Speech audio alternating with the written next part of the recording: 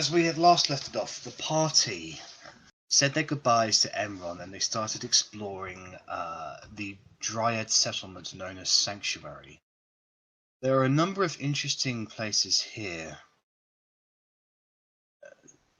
Places that gave you a good insight into yourselves and to the land that you currently traverse. How the Dryads have lived and survived here, their interactions with the outside world basically being pretty much nothing. The revelation of other kinds of people. Maybe they're alive, maybe they're not, maybe they were lost to time, maybe they're still out there somewhere. I believe you also discovered effectively what is akin to an ancient teleportation circle. But the Dryads had no idea what it was or how to utilize it.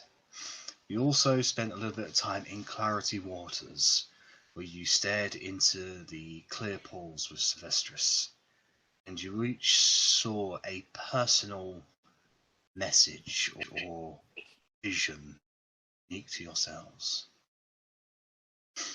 But, knowing your adventure must continue, Emron escorted you to the side of the dome, and wished you all a very fond farewell once more.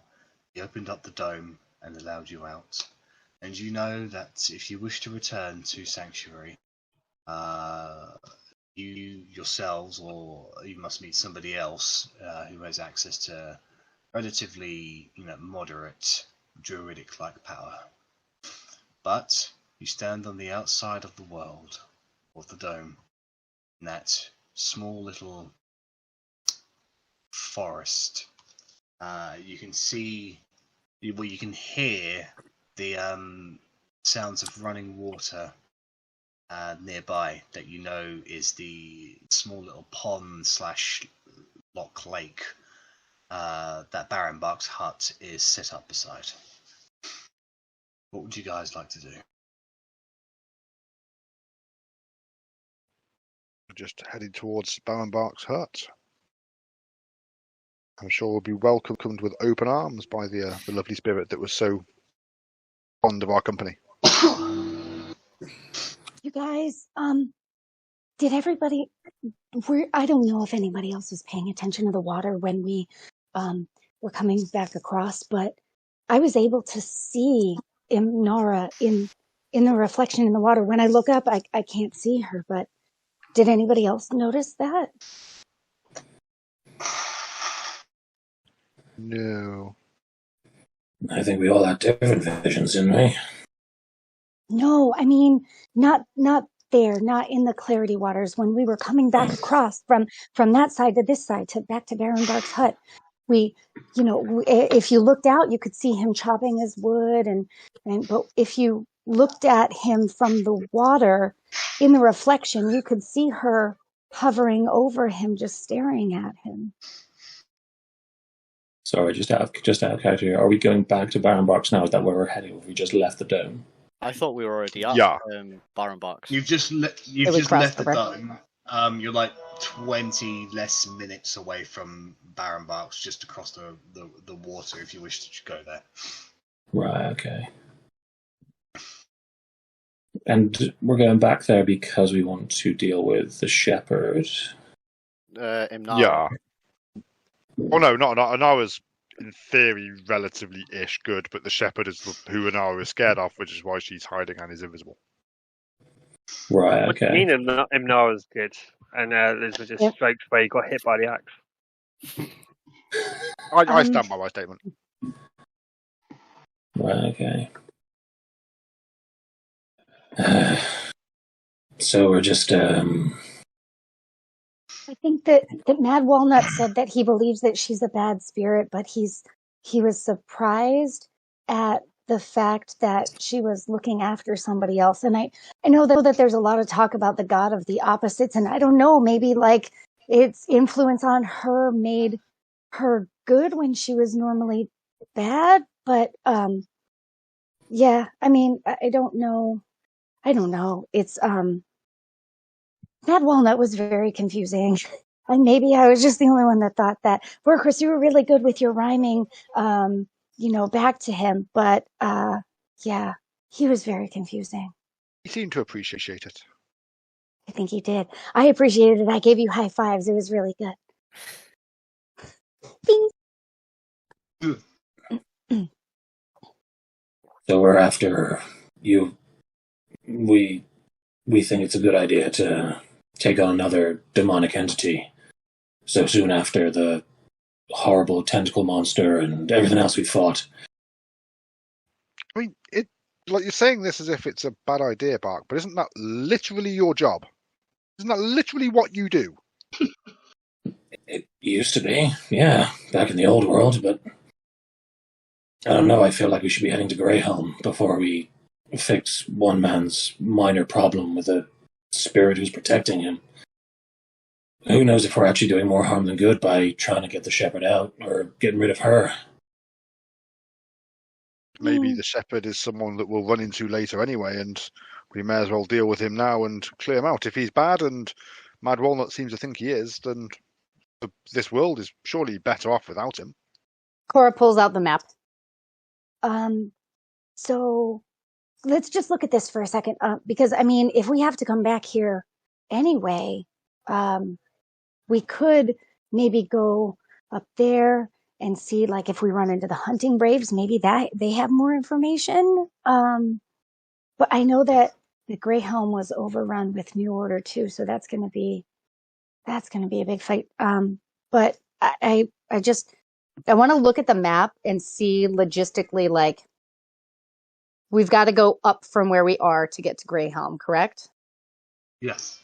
And then ultimately the idea had been to be heading west towards that way line. So yes, we could always come back here. I mean, really, I'm going to look at Bark and I go, Bark, I can't really think straight. I've got a lot of stuff that I need to talk to you about, that I think that you're going to find really interesting. It's really happy stuff. And so my mind is a little cluttered, right now with fighting the bad stuff, because there's some good stuff here too. Yeah. Well, the way I see it, as far as we're currently aware, the shepherd is no threat to us, just to ghosts, apparently. Well, so what did he say? He said something about if we wanted to not be collected by the shepherd, that we needed to stand our ground. So I think at some point he's probably going to be a problem for us, or maybe only if we mess with Immnara. I don't know. Maybe only if we encounter him. But he did say that we would have to stand our ground with him at some point. If you want to kick this problem down the road, then fine. We can go over. I don't like the idea of something evil being out there that we're aware of that we're just doing nothing about. Right. We're already here too. Well, I'm just going to look at Walker with a smile and just be like, you know what? For once, you're actually right. All right, it's time for the I'd rather face a problem than have it sneak up on me. Yeah, I agree. Like, I'd rather face it where we got the advantage because we're going to it, rather than it coming to us when, like, we could be in the middle of a fight with something else and it comes on us. You never know. They might be friendly to us. Cora's very flip-floppy right now. Yeah, I think that's probably a good idea. Yeah, I mean, you all have really excellent points. Yeah, if this is what we want to do, yeah, we can do it. I believe in all of us right now. Yeah, or not. Looking towards Barrenbark's heart, Bark's going to sort of take a deep breath, place a hand on the blade on his back and go, all right then, I guess you're all honorary burners now. Let's start getting rid of some black, shall we? I mean, I'm a dragon. I've been burning things for years. Well, any tips, Barrenbark? Did you just call me Baron? A little bit. Yeah, sorry. Any tips, Bark? It's been a few months. It's been a few weeks, you know. I know humans have a tendency to think all orcs do look the same, but I am very different. You know, one eye and all. Just. He also has silver hair. That's not really an orcish thing. Keep that in mind. That's a Bark thing. Well, I apologise. Bark. Yeah. Any tips for fighting bad guys, evil guys? Like just You know, stab it with a pointy end? What? I think that Zurich also was fighting them too. Didn't you say that's what you did? Yeah, usually best thing is magic. At this point, you guys have, whilst you've been walking and talking, you've now reached the edge of the forest, and you are just on the other side of the lake, right by the boat that you took to cross over. You can see Barrenbark's huts just on the other side, and you can actually see Barrenbark still currently chopping some wood. Daytime. There's no spooky business that you can see happening at the moment. What time of day? Like what time of day is it? So you spent probably about half a day inside the sanctuary. So it's give or take about midday at the moment. Question. So the stuff I was going on about was at the end of last session, we had actually made it here, and we made our way back across the lake. It's fine, but I just want to clarify that you. No, that's okay. I just want to see. So if we're doing this again, I would obviously have already said the thing about Immnara, which is what you had said last time. Can we see her now if we look into the reflection of the lake? Make a perception check as you guys get into the boat and start crossing the water. I'll jump in on that as well. Guided by Cora, I will have a look. Yes. Perception. I mean, Cora, you look into the water and you just kind of notice just how frizzled your hair is today. It's because I'm excited. Everybody else, you can see Immnara. You can see her long black hair, sort of almost as if she's underwater, just sort of bobbing up and down. She's about 15 feet away from Barrenbark, looking down at him. She's looking at him kind of solemnly, really. As we're crossing Barks, and sort of stand at the helms, like, what do we know about this shepherd? What was the information we got? How to bring him out? Yeah, if We we think he's if going we to come reveal, out if she shows herself. Yeah, if we reveal Immnara, the shepherd will make himself known to Collector So we have to persuade her to reveal herself. or force her. Cora, do you know any magic that may protect us from evil things necessarily? I'm going to. I do. I'm going to. I can. That's not what I meant to do. I can use protection from good and evil. Cora accidentally sets fire to the boat. Holy shit! I'm excited about everything right now. Burning everywhere to the ground. Barks casually on fire, but doesn't care. She casually slaps you out. Yeah, I can protect us. Zurich, you can do it too. That's great. Yeah. We could be double protected. If we're going to hunt this thing, preparation is key. We can't go in half-assed. We can't do what we normally do. We need to think ahead of time, know what we're going to do, and try our best. That's about the long and short of it. We all got to bring everything we got. Everyone's skills, everyone's intuitions. The boat touches down on the other side, and you'll begin to disembark. Yeah. I'll jump off first, just in case. Barrenbark goes to greet you all and says, "Well, guys, I know what you're looking for." Your information was helpful, yeah. We found a lot more than we imagined. Cool. You gonna be going now? We have minor business around here. If we still help you, will you let us stay? We won't cause trouble. I mean, before you guys came along, I didn't know there was a ghost. You spent literally one night to change my entire life. I don't know what's going to happen if you spend another day here. So, You know, let's just say just because we told you it was apprehensive. there doesn't mean that it wasn't there before. It sounds certainly like it was there. You said that the other travelers were having the similar experience. So I think we kind of enlightened you in a way, and knowing is more than half the battle. So, I yeah, it's probably understand. good. I understand your logic. Let's just call me blissfully ignorant. But you're not ignorant anymore. You know. Well, Yeah. hopefully we'll be able to deal with the thing that is bothering Immnara, and maybe you can actually have a conversation with this thing and work out what's going on. That's our plan. Because Well, you could possibly be in danger. I mean, she's actually been a little bit more helpful now that I know that she's there. I mean, just about an hour or so ago, I was looking for my water canteen. I've lost it somewhere, and it just floated out of the grass and came towards me. I was like, "Oh, thanks." I mean, She thinks that you're whole.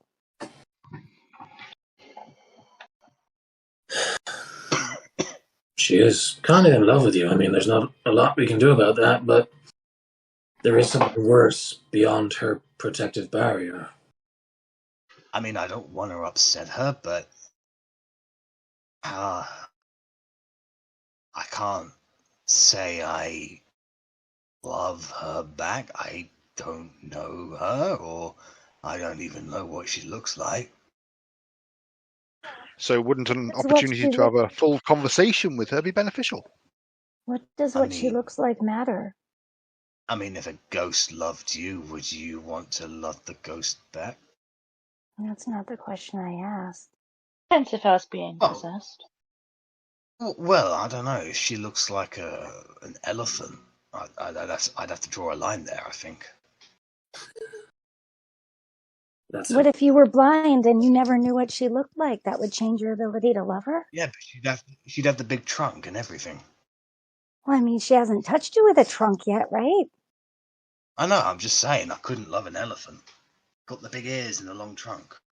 They got 4 legs as well. What's up with that? Have you tried to love an elephant before? Maybe you don't know. Maybe you could love an elephant. No. I like humanoid-based creatures. Like a loxodon? Those are things I've heard about. I've read about them. Anyway, Well, might you want You're to weird. reconcile this relationship once and for all? Then What do you mean reconcile? I didn't even know she was there 24 hours ago. but she is there, and you know now. So now I think we should reconcile it now. Yeah, I guess. I mean, I'm not the type of person to be sitting around on something. I mean, I don't know what to say to her. Can't say I'm particularly good at wooing someone. do you want to woo her? I don't know. I You don't know, think so. you could just be honest. Maybe you could start by being friends. Well, to be perfectly honest, I'm really freaked out. Well, then tell her. Understandably, yep. Maybe Well, she'll what if be she less possesses freaky. me? Yeah, but what if she possesses me? What if she turns me into a toad? I think if she wanted to possess you, she'd have done it long before now. She, rightly or wrongly, she wants to protect you. So I think Yeah, a chance to get to know her would be beneficial. If you say so. You can see, like, he's a big, strong lad, but he's just very apprehensive about the whole deal. Yeah, and I mean, I get it, but I definitely think that being able to talk to them is better than not being able to talk to them and still being stalked by the crazy ghost person. Like, this is to Barrenbark, this is basically like being set up for a blind date, but the blind date is liable to kill you. Yeah, but a blind date where the date has already been stalking you for the last 6 months or so, or however. Yeah, the whole thing is just wrong to Barrenbark on so many levels, but he just doesn't know how to respond to it. When we looked in the water and we saw her reflection hovering over Barrenbark, and you said she kind of looked like she was underwater. Like no, well, it looked like her hair was like when you're underwater, your hair just goes all over the place, and that's her hair looked like that, but you get the feeling that's just a ghostly trait. Oh, okay. Yeah. I was just trying to figure out if we would connect that maybe her body was in the body of water somewhere. Okay. More like her body just doesn't exist anymore. Would we be able to have a rough idea what type of ghost she is or anything? Humanoid at best. She was a noble. Oh. She isn't an elephant. Well, that's good. She didn't look like an elephant to us, so. That's good. Elephants. I can't say I know many nobles. Elephants aside, we may need you to be our voice to this Cree spirit woman. Well, let me rephrase. I mean, you guys are gonna have to tell me what to say. Oh, of course, it's not. Have you heard mention of anything called the Shepherd around here? Nope. No, I didn't think so. All right, just checking. Bark sort of seems to have switched into a different mode. He's sort of surveying the land as we speak, walking around, checking the hills, the grass, making sure things are plain, seeing how much space there is between the trees, the hut, and here, how much open land we've got. He's just sort of... Like, you've got, in terms of radius, you've probably got about 120 feet radius, give or take. Like, the tree line pretty much starts just beyond the edge of the map, really. Yeah. Just out of curiosity, I assume we would all be under the impression that the dark, like the night, is when we'd be most able to get out. Something like this. It would be like a daytime creature we could find. If we made it visible now, it wouldn't. I mean, I'll be absolutely honest. Your experience in the whole matter would tell you that undead creatures are more active at night. Yeah, and it's midday now. Yeah, but Mad Walnut seemed to think that as soon as she showed herself, he'd appear. So he didn't say only at night time. I think it's probably worth a try. Nighttime is scary. I mean, surely ghosts have more power at night or some weird shit like that. I mean, not necessarily. It's alright. Like I said, if you and he points towards Cora and Kerry. If I were to woo you, what should I say? If I were to make you feel wanted to, open up, what would I say to you? Cora's gonna turn real red and look at the ground for a second, and just be silent and hope that Carrie says something. You had a boyfriend in the old world. You had a boyfriend. You could talk about it. Oh, okay. I'm 15. Right. Yep. So, what would I say? Sorry. I'm sure Cora is the more friendlier person. I don't talk. Cora, help. Cora looks up and is visibly struggling to breathe properly. Cora can't do much help. I think that if you wanted somebody to know that you liked them and appreciated them, that maybe you could be honest, and you could look at them like they weren't a monster, and you could talk to them and treat them just like the same that you would treat anybody else. Not like an elephant. Not like an elephant, no. You could. You're having a lot of trouble. You could just, yeah. I think that maybe,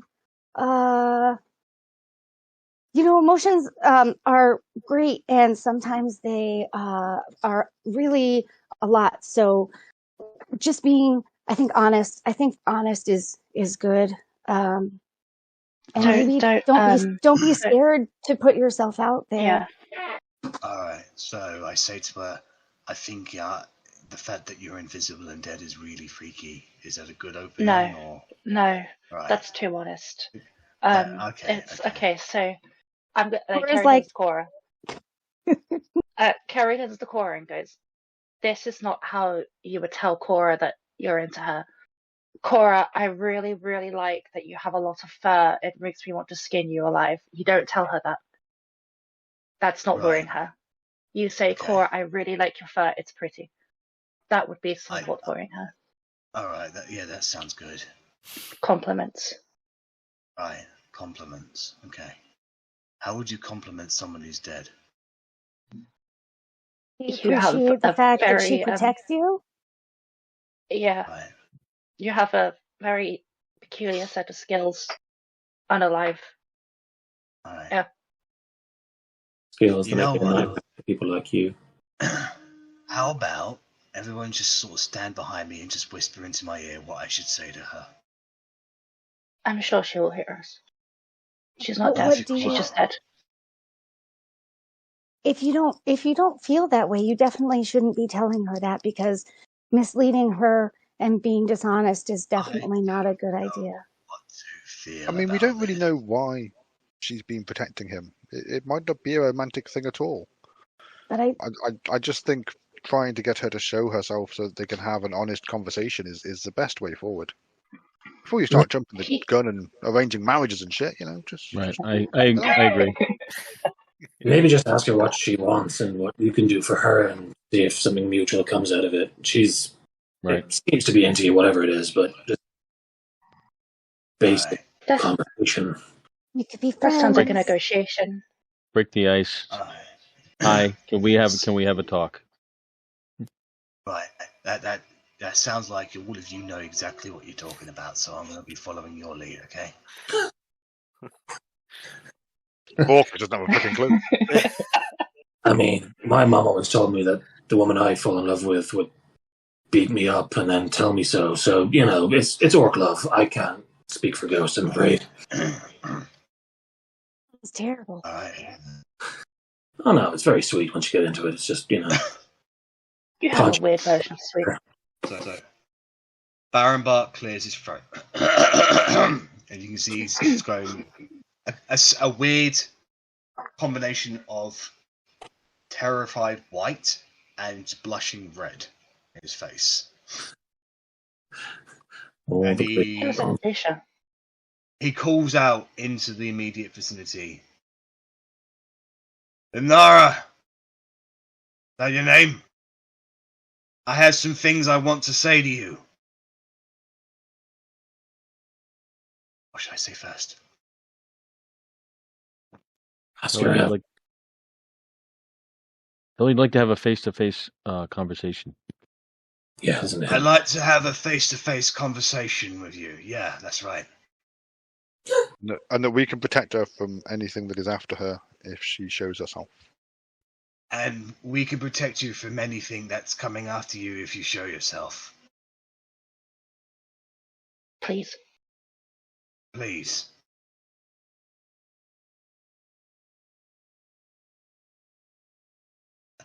Isn't she invisible and unable to talk? Did we think about that? You're invisible and unable to talk. No, don't talk. Don't talk. Immnara, this conversation needs to happen face to face. He knows you're here now. Or if you're still repeating after me, I know you're here now. Immnara, we need to have this conversation. I know you're here now.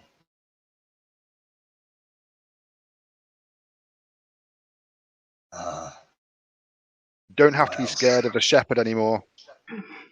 You don't have to be scared of the shepherd. Who's the shepherd? You don't have to be scared of the shepherd anymore. We will protect you. I'll protect you. Close enough. What? Nothing. Nothing.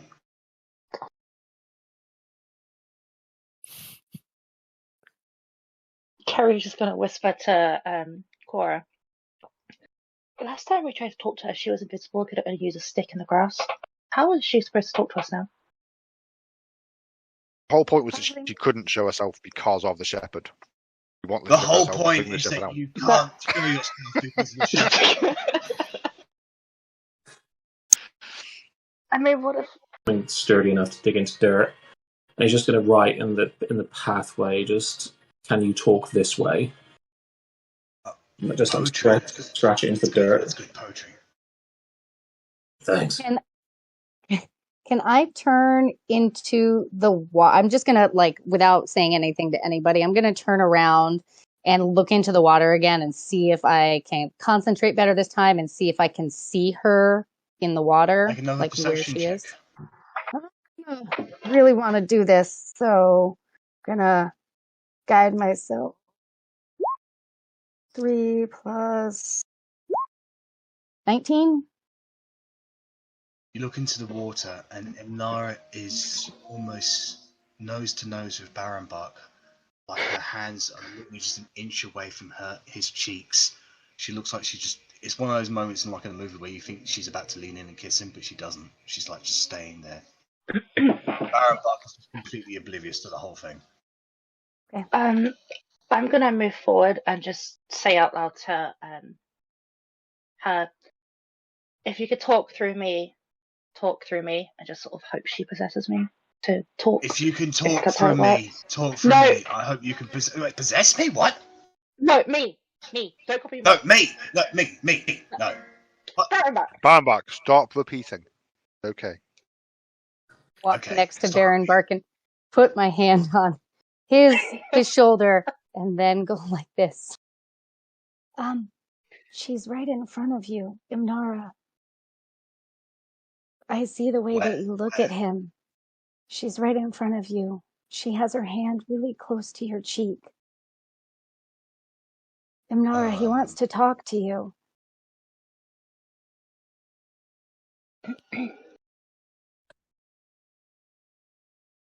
Cyric, Lismer, is there anything you wanna Can I suggest to Barrenbark to say? Can I look around, see if there's any flowers growing?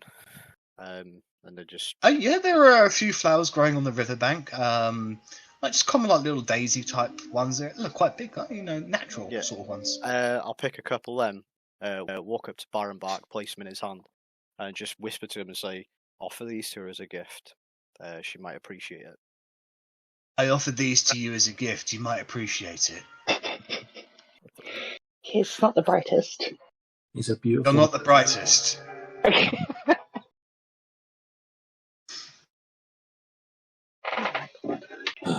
Lismer would be at the back trying to practice magic and trying to get it going after hearing Zurich saying that to beat bad things you have to use magic. He'd have been thinking, yes, my chance. And no luck, really no luck right now. That's fine. You keep trying. I can't pronounce her name, but Immnara.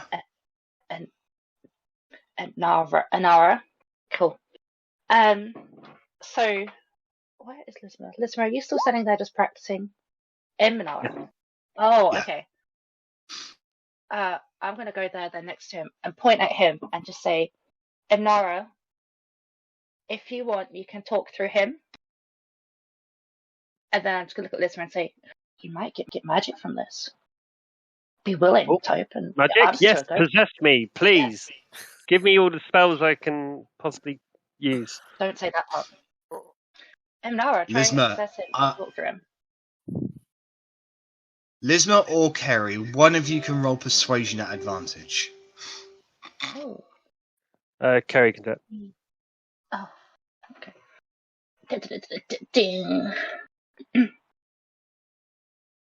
I'm not very charismatic, so I'm going to let you do it. Really? What? +8. That's a shame. I have a +8 anyway. 24. There's a moment. Pause.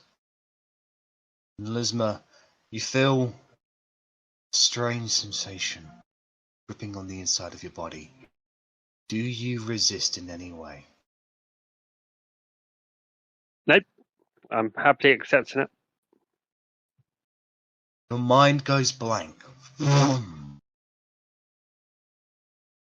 Lisma's body twists weirdly, and then he stands normally.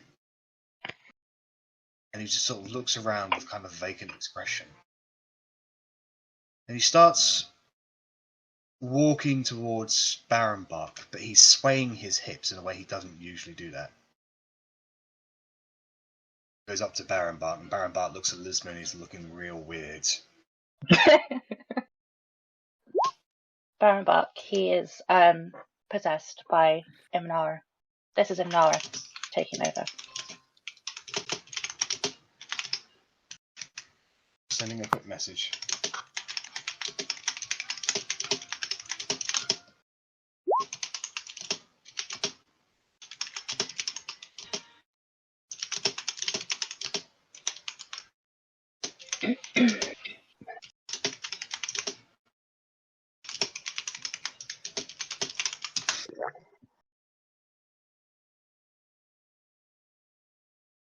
Is this a piano cover of My Heart Will Go On? That's what I was just thinking. That is this Celine Yeah. Dion that we're listening to right now? That's what Oh, we're really setting the mood now. Yeah. So This Barrenbark kiss is going to happen. So Barrenbark is looking at you, Lisma. He's sort of like shifting his eyes back and forth, like what? Always wanted to speak to you, to feel you, to let you know that I mean no threat to you. What? I've known you for like a day. Barrenbark, this is Immnara talking through him.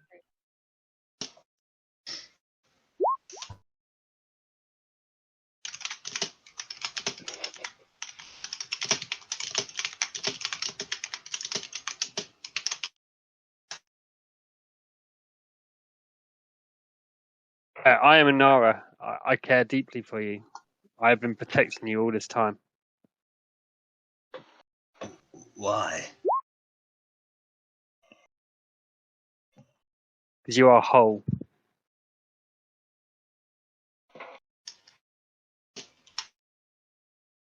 Beautiful, just in case you didn't know.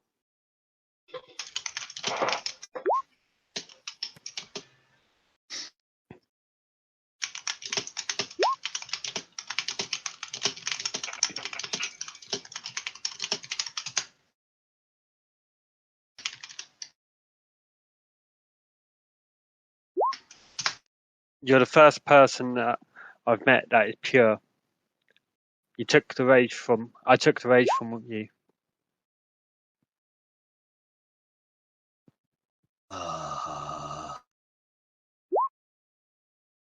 Okay, thank you. I'm just going to come up behind Barrenbark and just ask her what she means by pure.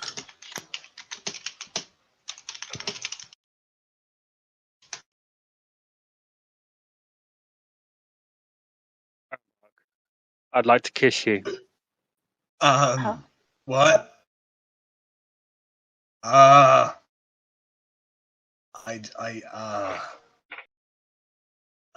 don't consent.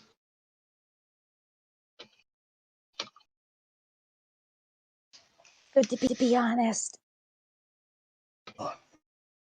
Look, Immnara, you don't have to do these tricks, whatever they are. Just speak to me, show me who you are. I don't care if you're dead, I don't care. Just don't hide. I don't like people who aren't honest with themselves, you know? He's right, and if you want this to work, you can't keep hiding, so you're going to have to show yourself, and we can help with that.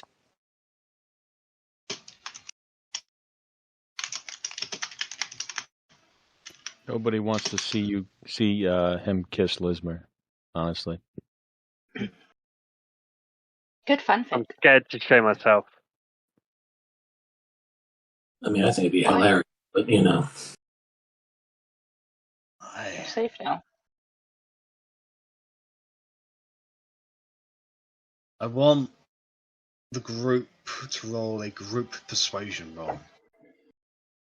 Okay. Barrenbark will join in on that one. He's not particularly charismatic, but he'll help. Shit.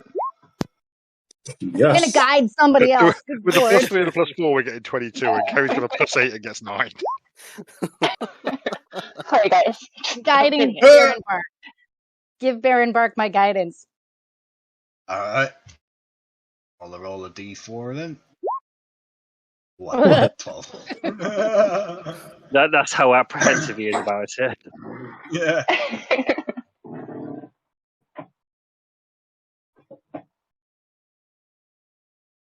There's a pause. And Lisma's eyes turn white. Does she He kill him? begins to cough.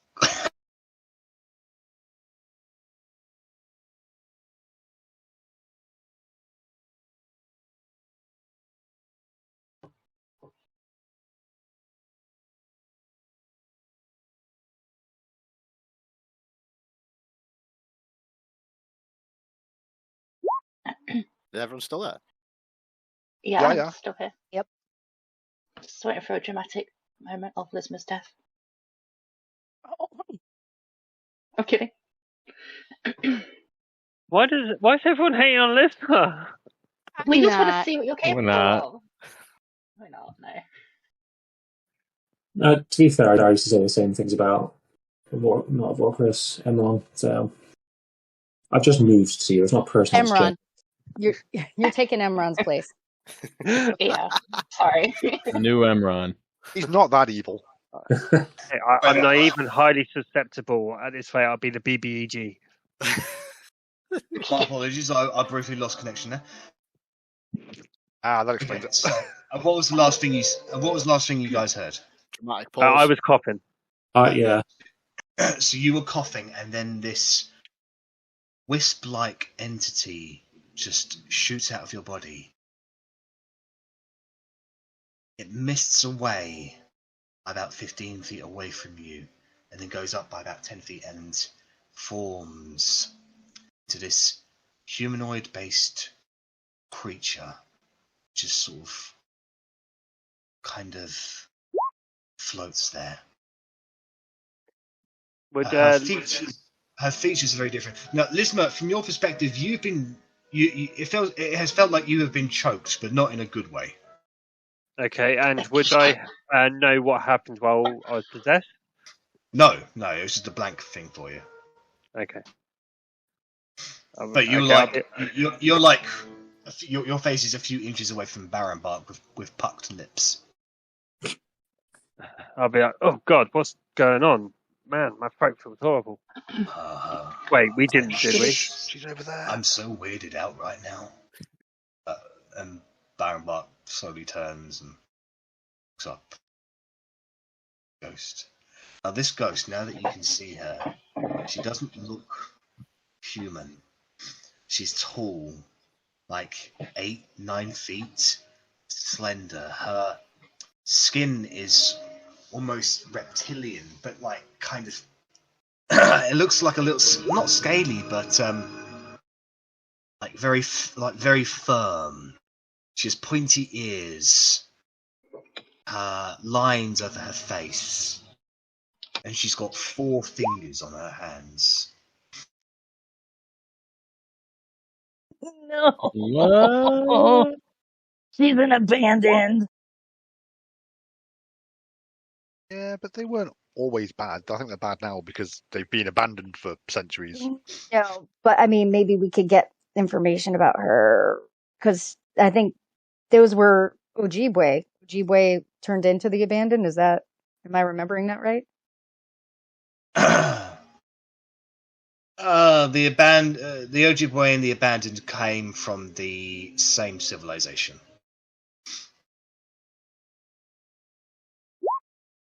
The Harlem. Looking at this, looking at this tall reptilian ghost woman, Bark's going to give a sort of slight tip of the head, sort of in respect, and just look up at her and say, Can you talk with us now? Yes.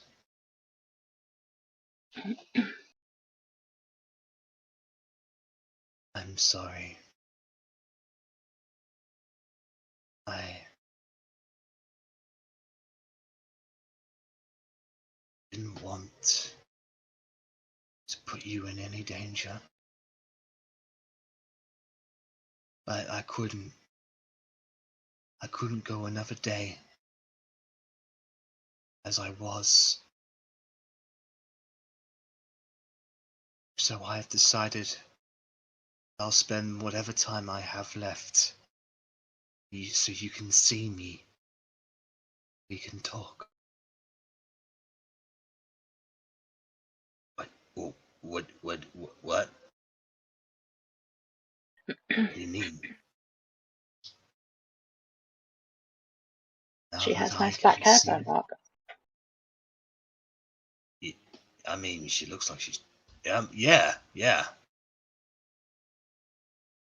What do you mean you What? Immnara looks at Barrenbark and says, "Now that I have revealed myself, televised my position to somebody who wants me, who wants all people like me, will be coming soon, probably tonight. All So people I'd like to you, spend the like time I like have left with you." like spirits. Yes. Spirits specifically of your people, or spirits as a general? All spirits who reside within this land.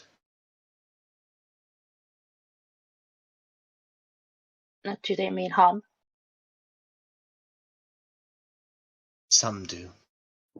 I did. Until I met Barrenbark or saw him. How do we prevent that? You can't. Why does he want you? I don't know. Do, do I you think. know?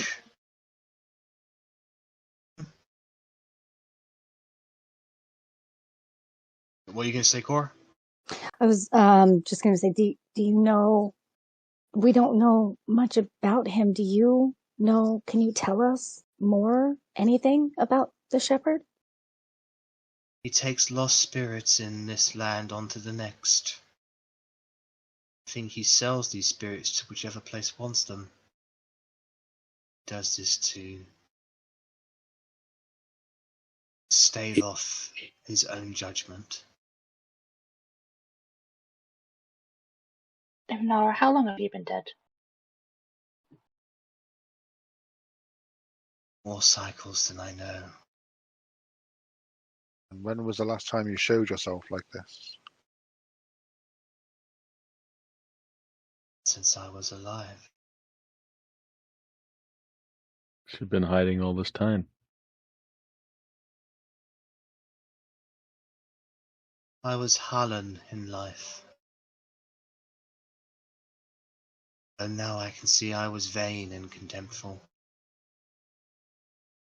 I died when the one known as Zarius began corrupting my people, and my spurned suitors joined his ranks and they hanged me. I was buried underneath your hut. Yet I did not move on because of my undying rage and hatred. I believed all things, all living things, were deceitful and greedy. And I did this, and I believed this for so long. An eternity. But then you came, Barrenbark. First I hated you. I was surprised to see you wandering in my woods. Then I saw you struggle to build your house. You struggle to fight off the predators. Despite that, you treated this land with respect. You struggled every day. And you didn't ask for anything. You didn't take anything more than you needed. You just came to live. To not be bothered by anyone. I began to sympathize with you. Soon I found myself watching you more and more. And when I wasn't watching you, I was thinking about you. I grew to care for you. I wanted to help you. So I began to ward off the predators. And I made you aware of when something might be poisonous, when something could be eaten. I just did not want to show you because I did not want the ever after ship to come for me. I was content to let you live your life. When you died, maybe we could have been together in death.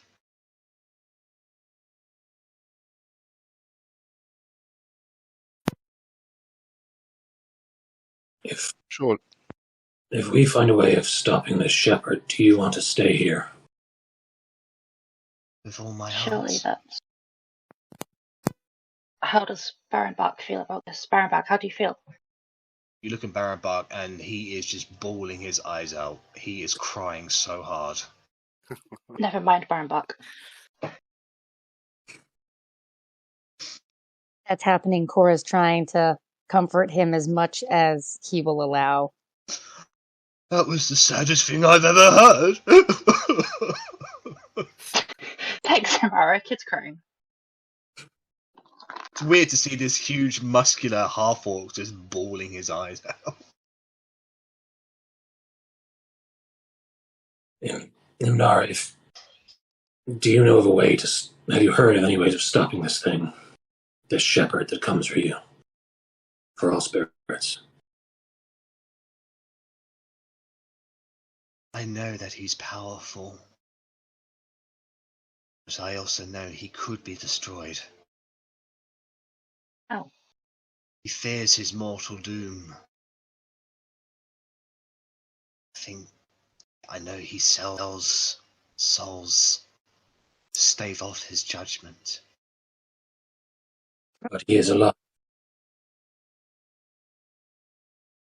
In every sense that I am alive, but also dead.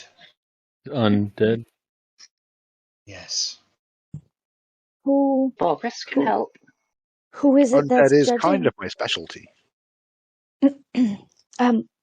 Immnara, who is it that is going to judge him? Whatever entity handles spirits after death. So the shepherd is not a god, he's just powerful?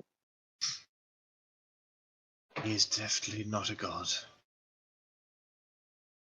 Sounds like a middleman, an opportunist. He's a soul broker. Thinking about this description, would Bark be able to... I wonder if I would think it was a lich, essentially. Would this sound like something like that, or is this something different?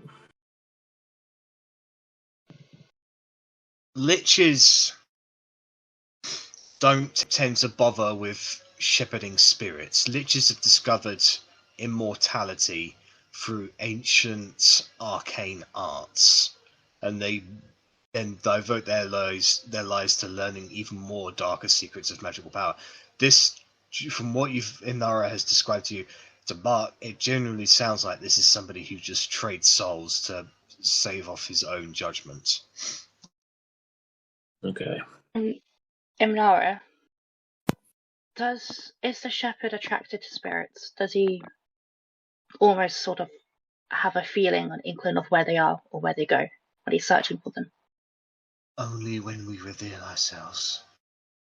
There's not And many tonight of us left.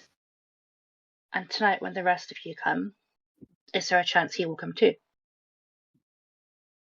He's the only one who will be coming. We are like beacons. Once there were many of us, and we could potentially reveal ourselves and move without much threat of being discovered. But now, the moment that one of us reveals herself, it would be the only beacon for him in an unknown amount of distance. The fact that I'm here, he knows I'm here, and he's on the way. I know it. And you can turn back into hiding, correct? Yes, but it doesn't matter. He's already sensed my presence. So if you hide and potentially leave this resting ground for, say, a day, and we clear him out. I will not do that! I will not leave my resting place. I will not leave Barrenbark. Is there a place you can go that's safe here, that he cannot reach you? I will not leave Barrenbark. How about you two just wait inside the hut? We wait around the outside of the hut, and when he turns up, we'll be waiting for him. Yeah. Will we be able to see this shepherd? Will he be able to take you without showing himself? No. He's not a ghost like me. What does he look like? Don't know. But Mad his existence has been around since the time of my ancient civilization. He was a nightmare that we told naughty children stories of to scare them to go to bed. If they did not behave, the shepherd would whisk their spirits away. They would never be seen again. However, there was truth in those stories.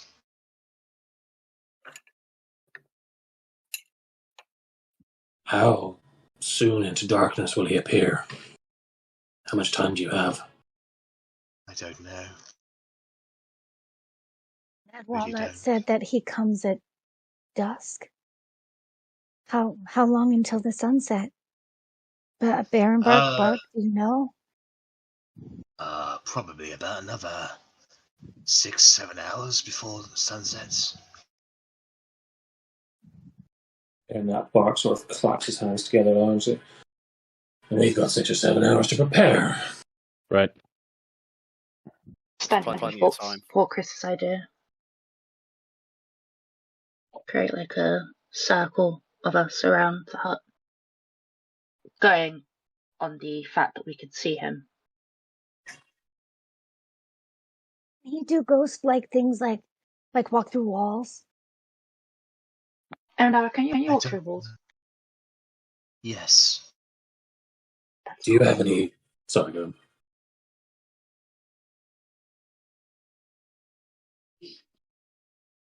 Can the shepherd do that? I don't know. Well, just in case he gets past us and appears in the house, shout loudly. Yeah. I think one of us could wait inside the house too, with them, just in case. I would think. I did have an idea. If you stayed in the house with them, Joprix. Barrenbark, at this point, he stands up and he wipes the snot from his nose. And he walks over to the house where he has that large great axe of his. He picks it up and puts it over his shoulder, and he says, "Someone's coming to attack my home. You can damn well bet I'm going to protect it." From the inside, right? You're gonna do that from the inside. Yeah, that would be the wise thing to do.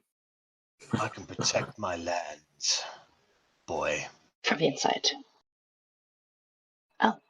Bark's just going to turn to the like, when an orc gets something in their mind about protecting land, you're not going to convince them otherwise. All I'm going to say, Barrenbark, is perhaps stay back a bit, but yeah, if you're going to protect your land, you might as well pick up your axe. But then Immnara is going to follow him, and she's going to try and protect him, and then she's going to get caught. Well, we're going to do our best to not let that happen, aren't we? Yeah, I'm pretty Listen, She did a listen, good job hurting us. Maybe she could hurt the shepherd too. Maybe she Yeah. could fight. listen, More the have you merrier. done your thing where you can measure up somebody against Barrenbark? I can't remember if you did. I think it's actually passive. Let's have a Well, no, look. you tell me. You spend a minute to like analyze someone to determine if Okay, yeah. you're I inferior. think he did it to equal. Barrenbark. Yeah, I just can't remember if you did do it to Barrenbark or not. Honestly, I can't remember either. But I've spent over a minute anyway. Yeah. I guess I can take a minute to weigh him up. Well, what stat did you want to compare? I'll probably go for strength and constitution. Right. What's your strength and constitution? 16. He is equal to you in strength and a little bit he's superior to you in con. Okay. Like Barrenbark ain't no pushover. You can tell that. He can hold his own. I would share that with the group. Never have my doubts. The more support we have against this thing, the better chance we have. Barb's going to turn to him nicely. Do you have any ability to help her stave off this creature? Everything I do, everything I can do, is against life only. Against undead, such as myself, fortunately, there's nothing I can do. Never mind. Joprix, you might be able to. Everything she does save them. is either necrotic based or something like that. Yeah. I missed that. Yeah. Joprix, you might be able to protect her. If you and Barrenbark stay close together and she stays with you, and you cast that tiny hut protection spell, Right.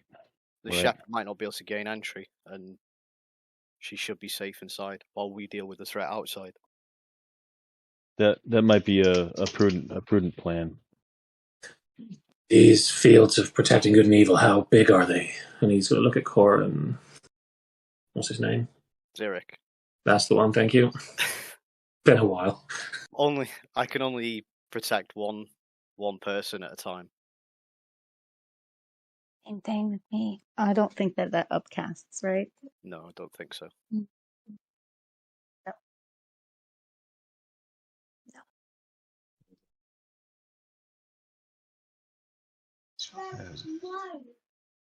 How confident are we that this thing comes at dusk? Is that what Mad Walnut said, was it? It is. It's what he said. Hold on, and let me just think for a second. And she's gonna do this while Because I can summon some helpers, some mine. If you were to do Tiny Hut, that would basically eliminate Joprix from the fight because he'd have to stay within the hut to protect himself. He said that might be tough. He comes to the spirits when they are shown, and then when Imran asked where his remains are, he said his remains are gone and forgotten in dust. He only comes out when the sun has become dusk. I mean, and maybe he only wanted to rhyme, and that's why he said it. I don't know, but it's what he said. This is true. See, I can. No, he legit does actually. He legit only just comes out at night time. I'll let you know that as a DM. Yeah, but I can summon elementals, but it takes a minute and they only last for an hour, so it's hard to judge. So I probably won't be using that this game. I have this thing that I can do. My god has a companion, Chiktika, and he's a big raccoon. And then I'm going to pull out my necklace, and it's got a raccoon head on it. That's my holy symbol thing. I'm going to put it back real quickly. And so if they hid, or at least she hid inside the hut, I could set up a faithful guardian outside of the door and he could help protect too. I can cast Warning Wind. Oh, Bless. Sorry. Sorry. I'm helpful. The best way I see doing this is me, Lismer, Zarek in the front, waiting for it to arrive. We can do our best to beat it back. Cora, Kerry, and Jobrix in the back, slinging magic. Barrenbark, you between the warriors and the spellcasters in the back. And Immnara keeps a firm distance. And we plan like we've never planned before. Some of us takes protection from good and evil, some of us doesn't, and we wait. I can shield someone if I'm not, throwing wind around. well, I'm up right now. I've got this new magic from being possessed. Yeah, you're so good with your own magic. So, just to make sure we're all in agreement, the objective of tonight is to make sure this shepherd don't take Immnara, right? Or dies, one of the two. We want to stop him taking anyone, but Immnara is our goal tonight. Immnara, Get rid of him. I'm sorry that I built your house in your grave. This is your land, and I want to thank you for letting me stay here. I'll do whatever I can to make sure you are allowed to stay here. Because I get you. You like your privacy. So do I. We can be private together if you want. Oh, that's... Starts crying a little bit. She's really happy that Barrenbark's happy and admitting what he feels to her.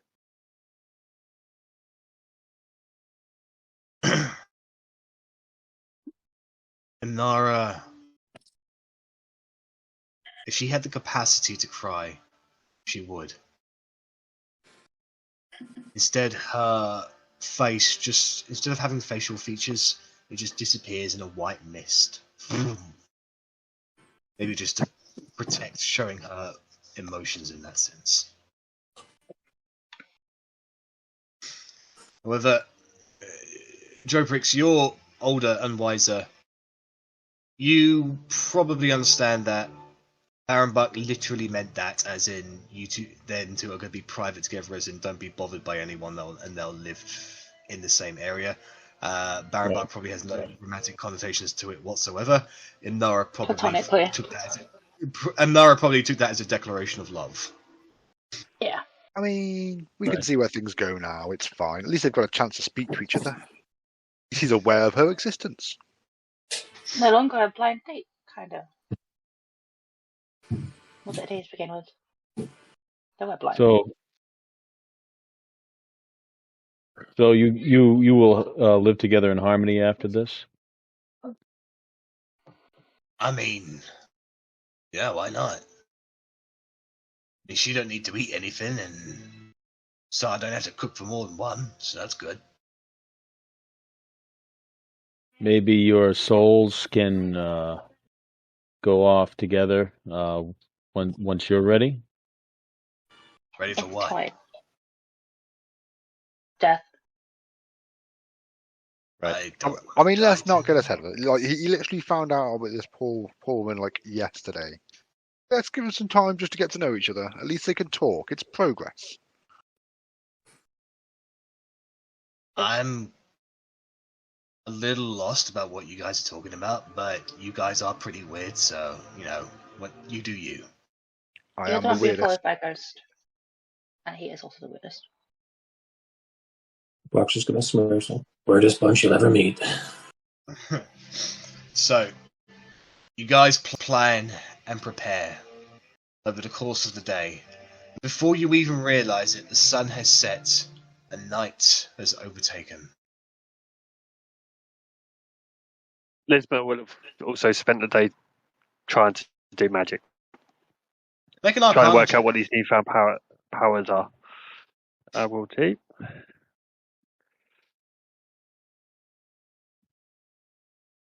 Is Immnara going in the hut? She can. Are we even sure a ghost is affected by that kind of thing? Listen, I don't know. you practice. And the best thing you'll be able to do over the course of like 7 hours is create a few little sparks from your fingers.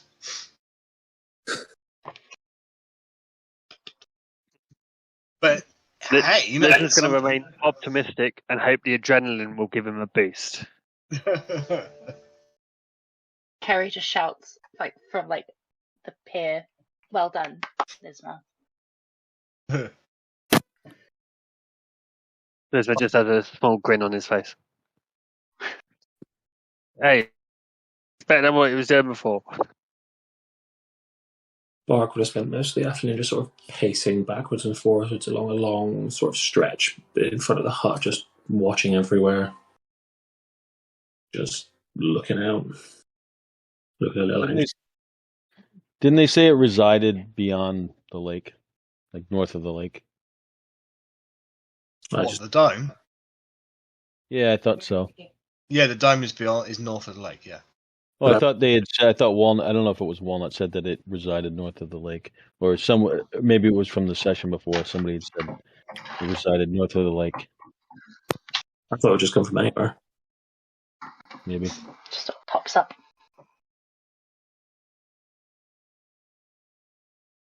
So, over the course of the day, what preparations have you guys wanted to be doing?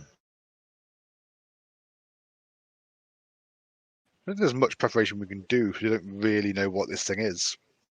I don't think conventional traps are going to work against it. So, I mean, at most, I'll probably guide Lismer and Zurich to just walk with me in sort of not concentric circles, but perimeters, keeping an eye out. Yeah. Making sure everyone who is softer and less battleborn is in the center, sort of, just keeping a general formation, but not keeping an eye out at the same time. Walkus is standing behind his zombie guards. What spells have you guys got that you can throw up apart from protection from good and evil? How long does that take to cast, by the way? What is that? Well, I've got my mage armor that I'm going to use on myself. I'm going to cast Dark Vision on myself just to make sure that I don't get caught without light and can always see what's going on. I can when it gets closer to dusk, or maybe right when it does, I can detect good and evil. So if we want me to throw that up, I should be able to know if there's an aberration, celestial, elemental, fey, fiend, or undead within 30 feet of you. And I know that there's an undead within 30 feet. I know that there are a couple of them already, but if a new one came in, I should be able to figure that out. Does that detect good and evil? Yeah. I think I'd like to materialize Caliph too and have her scout. Just have her go up and fly and scout. I will bring McGonagall into the world. McGonagall. This was the thing I was talking about too. I would tell everybody exactly what it does, and if there was an appropriate place for us to put it, I would do that. All right. So.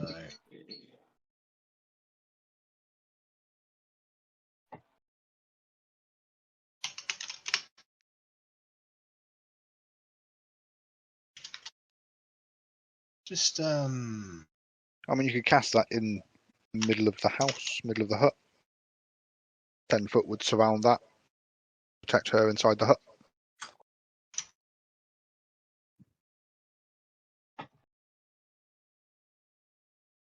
Although, I mean, Immnara does sound a little bit evil, but at least prior, so make sure you specify that she's not an enemy, or she just stands there and goes bang, bang, bang by your shield.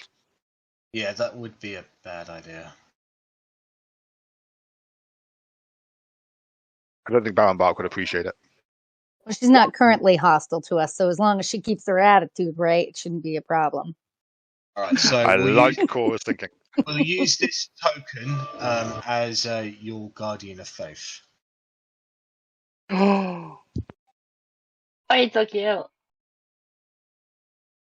Don't ask me why I had that token What saved. in the my world and is stuff. that?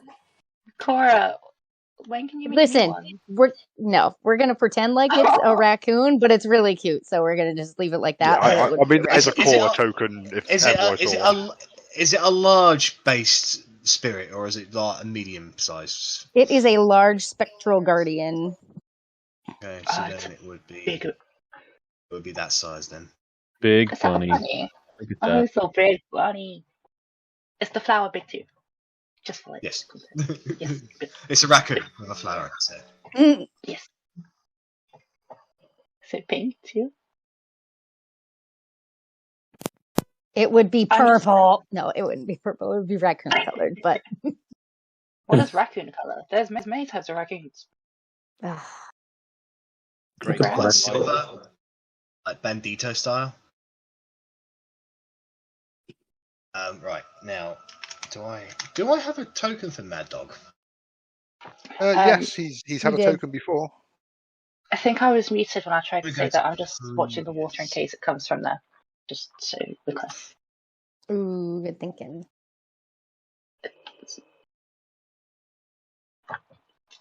Just need to cycle past old apps to see if I can find Mad Dog somewhere. Yeah, fair. So I just realised that all of our tokens are white except for ones that aren't playable characters. Yep.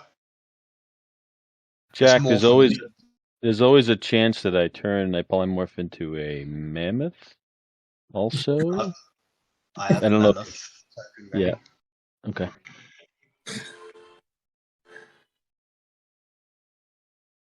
Right, I'll just have to get the pseudo dragon out. It's possible that's the token you've used before. I mean, I just know he had a token. What it was, I don't know. It was a pseudo dragon. Oh, isn't it this one here? I don't remember that one. Oh, I don't remember that one, to be fair, but it'll do. I don't know why I have that one. To be honest, I assume it's because of that, or maybe this one, like tiny little one. Definitely not seen that one either. No, don't look. Which one would you like? The first one seems more McGonagall. I don't know if you even need one for Caliph because my plan is pretty much just to use her to scout, because Okay. of how expensive it is to recast it. So Right, I'll give you control of Mad Dog as well, Rich. Danka. I have renamed the sheet to McGonagall and everything. I'm now calling him McGonagall. Okay, McGonagall it is. I know he said I could call him Mad Dog, but that's his name. It's fine. He's died a few times, so rebirth. Yeah. He's only died once, thank you. And technically, he didn't die. He was turned to stone, and I summoned him. Rebirth. Alright. Jack, would something like this, because I know that she theoretically is the same kind of creature as the shepherd who is coming. If I cast it around her, would it work to keep him out? Like, it wouldn't affect the both of them. I don't know if I'm articulating that properly.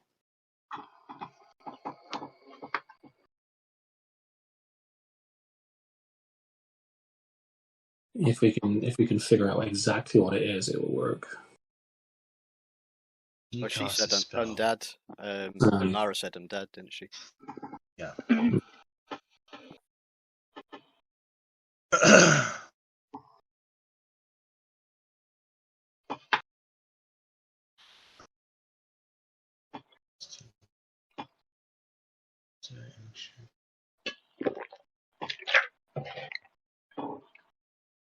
Can't willingly enter. So I would say that if you cast it on her, she will need to do the charisma saving throw or be ejected from it. Yeah. because she That can't seems willingly fair. enter it. Oh, when you So cast this spell, you can elect to cause its magic to operate in the reverse direction, preventing a creature of the specified type from leaving the cylinder and protecting the outside targets. So You could I trap could him in it. theoretically yeah, trap yeah. him inside of it. Then that would mean that somebody could go in as well. So, or she couldn't go out, something could go in. Oh, okay. No, I think Cora was saying for the second part, we could You're use going to cast it on the shepherd. Yeah. Oh, Yeah, hit him in a hole, and then we just go in. Prison him harder. like the Ghostbusters trap. Yeah. Okay, it's 1 minute. well, now. just keep in It mind takes a that minute to casting cast. time. Yeah. Just keep in mind casting time is a minute. So Same problem with my elementals. Yeah. We could just keep him busy for like 6 rounds. 10 rounds. 10. I need a minute, guys. Yeah, sorry. Keep him talking for a minute. and also, do you have powdered silver and iron worth 100 gold pieces? I thought we had some in the party loot, but I will double check. Yeah. I mean, if not, it was just a thought. So Yeah, if you have powdered silver or iron worth at least 100 gold pieces in the party loot, then yeah. If you don't, then you can't actually use the spell.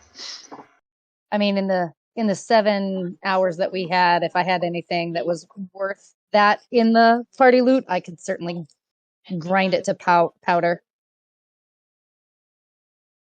Do you have holy water? Because you Was can use it instead.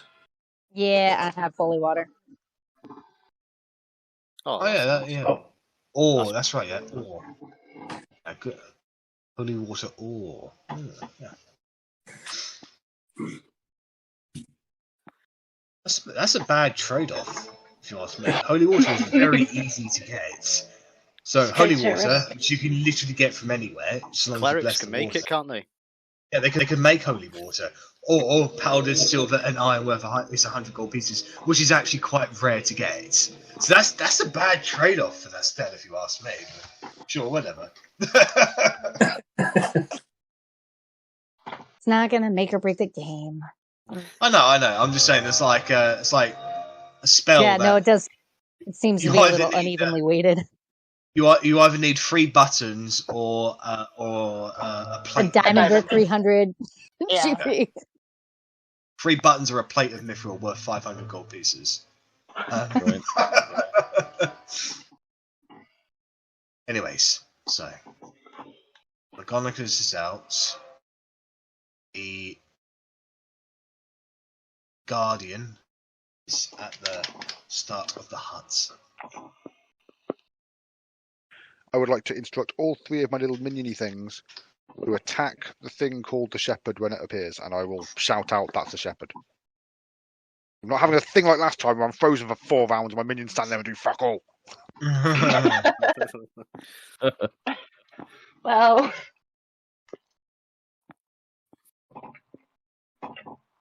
Okay. And Kerry, can I just confirm that you'll be out on that dock waiting? Is that right? if it Combat comes starts anywhere, when I'll Kerry Misty is Step. dragged into the lake and drowned. I'll Misty Step out of it. Don't worry. Please worry. But as Jack recently discovered, you need to be able to speak to use Misty Step. So if you're underwater, you technically can't. Thank you. Thanks so much. Yep, I have recently I'll, discovered that, and I have come up with several contingency plans. Don't you worry about that. I will warding wind the water. If not, let everyone know I'm in there. That'll basically just create a jacuzzi. Yeah, well, everyone will see. Everyone will see the water's boiling and I'm no longer there. To be fair, if we ever hear warding wind, we'll be like, "It's Kerry!" She needs help. I'm just sat there playing with leaves. A sudden wind out of nowhere? It's Kerry! What's that, Kerry? Little Timmy's falling down the well? For the Misty stepping down there, I call for help.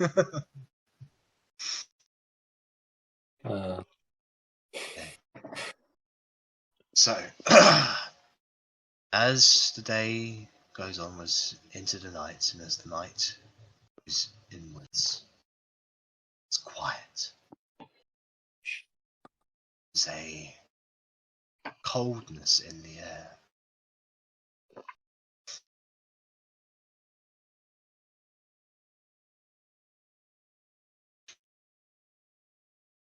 And then probably just almost midnight.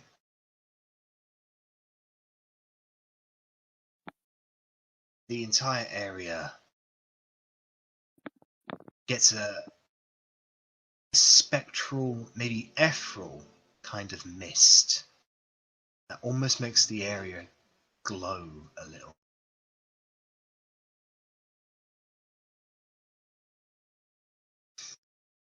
And then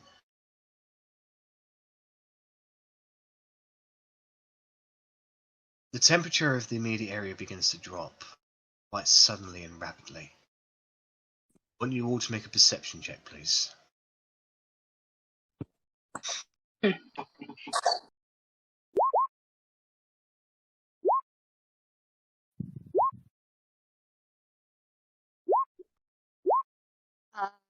Jack, can I say that during our preparations I had cast aid? Yeah. Perception. Oh, McGonagall's a little legend.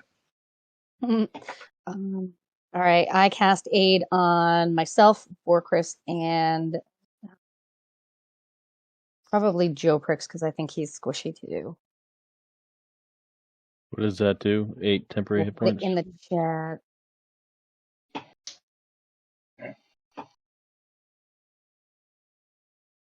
So, those of you who rolled above 13. Which is everyone. Except me. Yeah. You can see in the sky. It's a bit of a cloudy night, and there's a parting in the clouds, and what you assume to be the moon, it's odd. It's like a different kind of colour. It seems to be moving,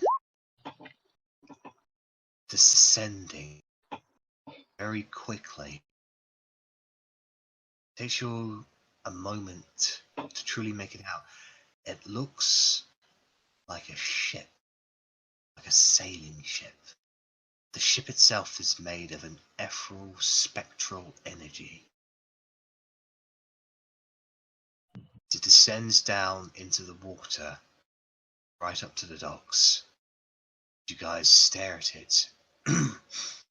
And on top of this deck, you see a humanoid looking individual, skeletal in nature, but hood up, glowing red like eyes.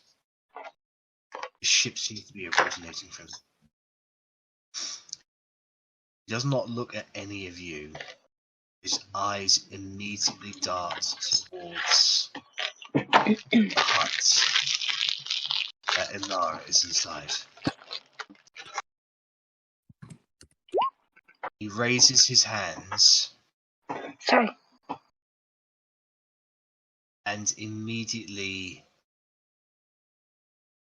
about a dozen, maybe more, spectral spirits appear in the immediate area. Without a word, he points them over towards the hut, and they all begin floating towards there. Jack, does this figure look like the skeletal figure that we saw in the shrine? There was a mural and I identified No. Saloon. Okay, it's a different one. No, this is Okay. something else entirely. I get initiative, please. I assume you're going to try to prevent these spirits from taking Immnara. Mm-hmm. Indeed.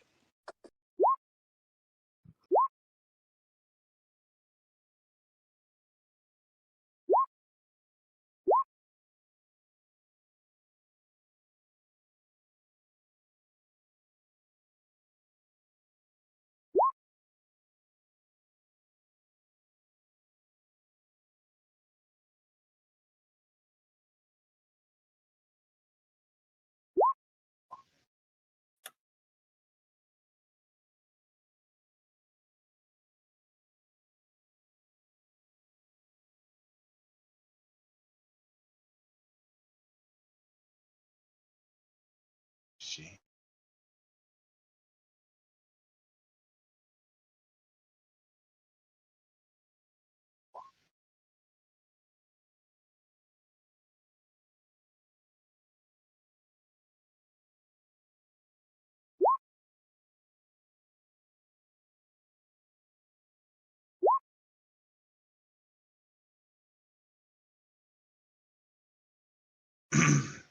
What's McGonagall's dex modifier?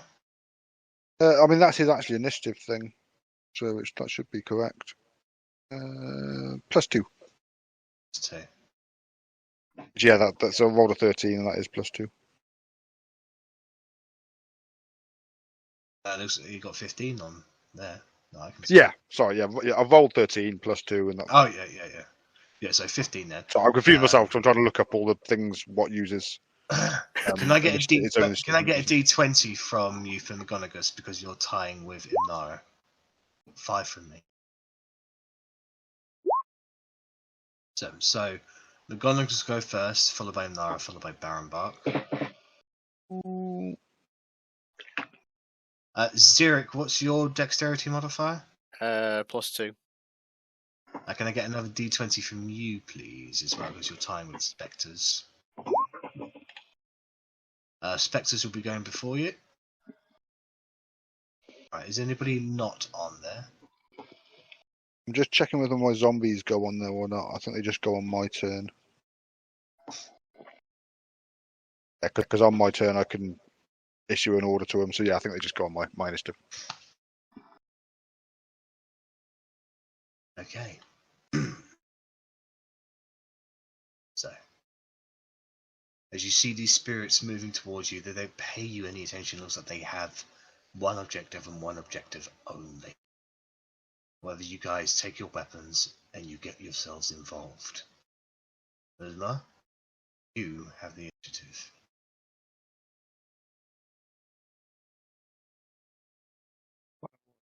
Going to move to get a better line of sight of the shepherd, and I'm going to take out a longbow.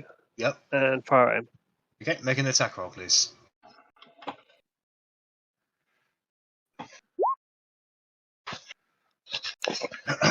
That is a hit against him.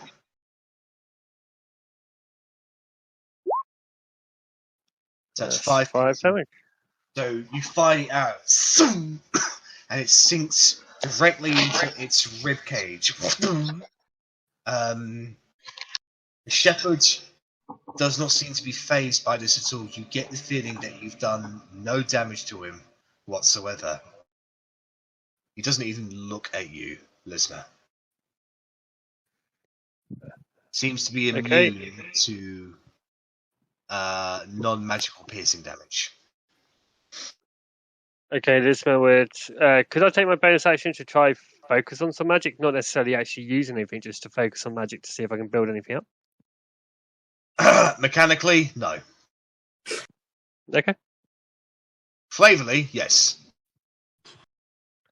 So are you going to allow me to do it just for the flavour? Yeah, if you want to do it for the flavour, I'm happy. Yeah, let's do it. So you're like, shit, and you just focus, come on, get magical, and you fart. Yeah, that sounds about right. Alright, would you like to move anywhere else, or like use any more of your movement? No, I'm probably going to stay here just to see what happens. McGonagall. Okay, so familiars can't actually attack. So he's not going to go anywhere. He's going to stay on my shoulder. Okay. So Immnara is going to be like, no, fuck this. And she's going to fly out of the hut. Go this way.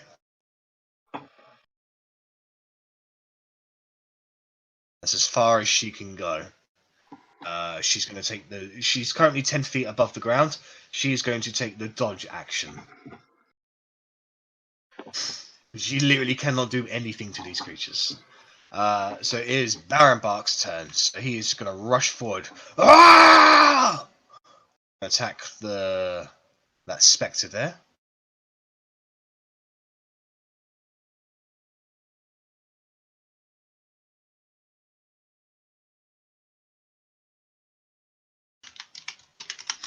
As he swings at this purplish-like spirit, his axe glows, and you get the feeling that that's not a normal axe. However, he is going to be reckless about this. 22, and that is 8 magical stars of damage. She cuts into the spirit, who is immediately like, and they're aware of Barrenbark now. Volkris, you're up. Okie doke. I am going to shoot a firebolt at that one right there.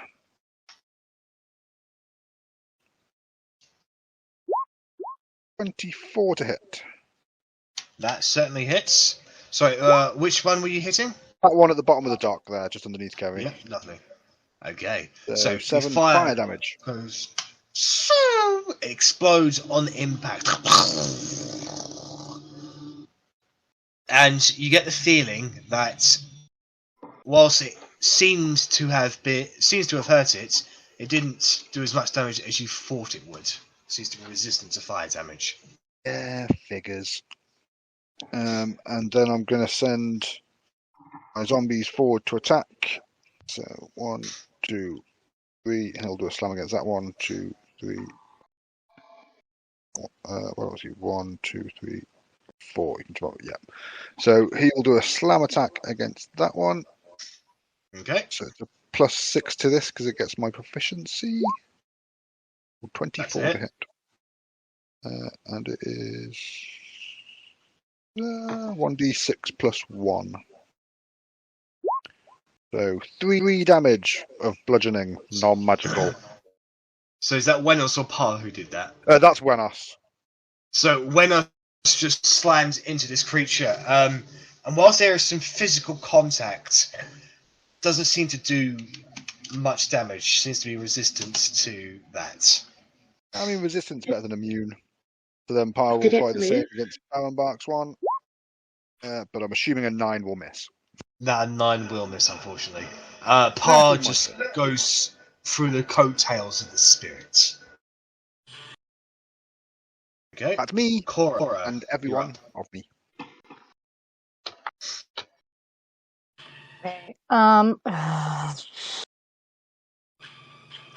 I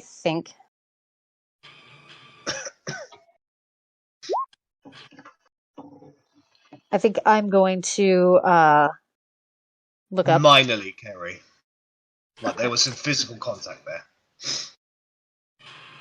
I'm going to look up and ask my god for help.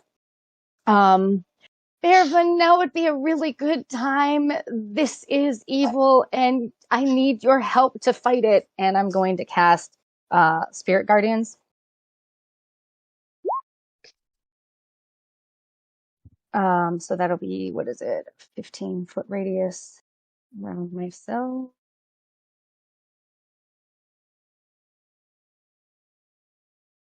Okay.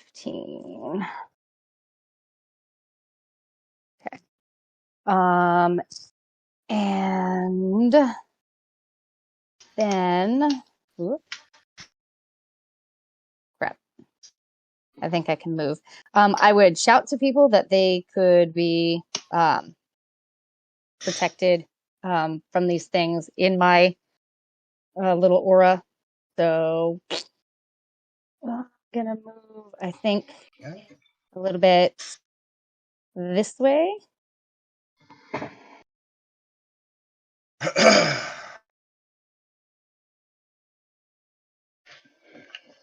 Okay. That's my turn. So the tiny little creatures immediately start sprouting out, charging in every direction with their tiny little acorn helmets and their little spears of cute little death. And they immediately just start screaming out, "Let's fucking get them, guys! Yeah!" They wouldn't swear. My creatures wouldn't swear. They're really, really angry though. Like these, They're angry little I like to think, squirrels. I like to think of it that the spirit guardians are Cora's manifestation of her inner rage. Her suppressed inner rage. What? She has no inner rage. And that's because they're now spirit guardians. It's just battling it all out. All right, so it is a spectre stone. So 3 of them need to start their turn with wisdom saving throws.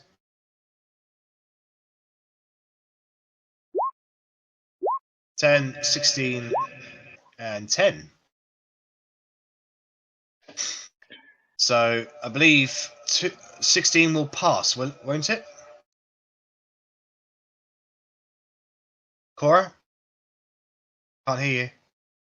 Sorry, my spell save DC is 16. Oh, so they all save. Okay. Wait, why did they all sit? Wasn't it 10 No, you got it. failing? Oh, well, And yeah. 10 Sorry, failing? only one. Yeah, sorry. One. Yeah, One Right the save. first time. Yeah. 1 succeeds. All right, so that'll be the middle guy there. So So he'll just take the half damage. So that'll be another 6 points of damage there. And the rest of them takes the 13 points of damage.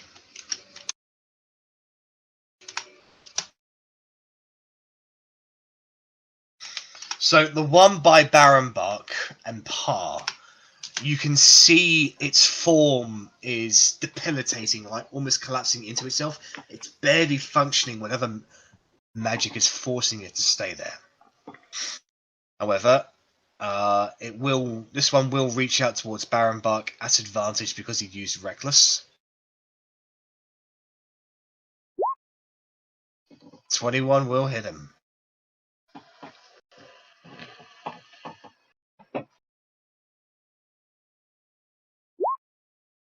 That's 12 necrotic damage against Barrenbark, and he needs to make a Constitution saving throw.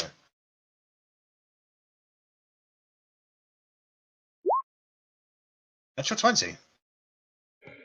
So yeah, he as the spectre reaches out to Barrenbark, you can see the part where his arm is hit it immediately goes grey and ashen. He shakes it off, and the colour does return to it a little bit. But Barrenbark will call out to you and says, they're trying to drain the life out of me or something. Alright, this one coming towards you, Cora. You're going to get 2 attacks.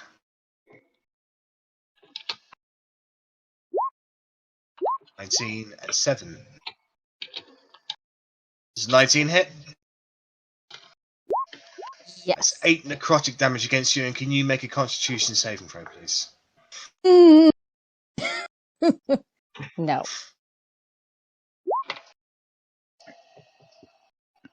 So, as you resist this effect, like this, whatever the horrible effect this is, you get the feeling that if you weren't healthy enough, your literal life force would have been drained, and you would have been made, like, a lot weaker. Right, this one here is going to go for Wenos. 15 to hit That Wenos, hits. I believe that will get him. He takes 12 necrotic damage, and can he make a Constitution saving throw as well, please? He can. He gets a +3 to this. DC is 10. Right. 5. His hit point maximum has been reduced by 12.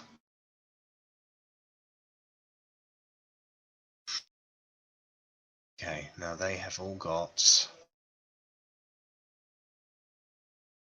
So these ones, since you haven't done anything, Cora, they are not going to pay any attention to you at all.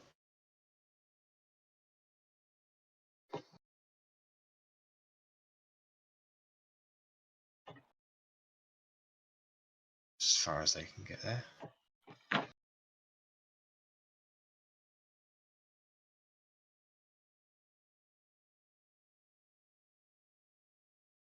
So anybody passing through 10 feet of my bunny Yep. needs to make some sort of save. I'll pop it up again.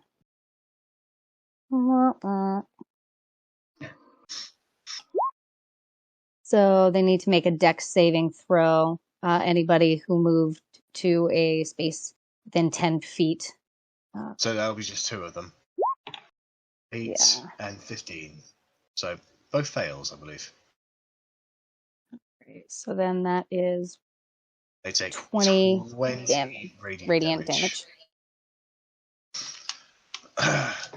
So as soon as these creatures slash that bar, Would this guy have moved through it too?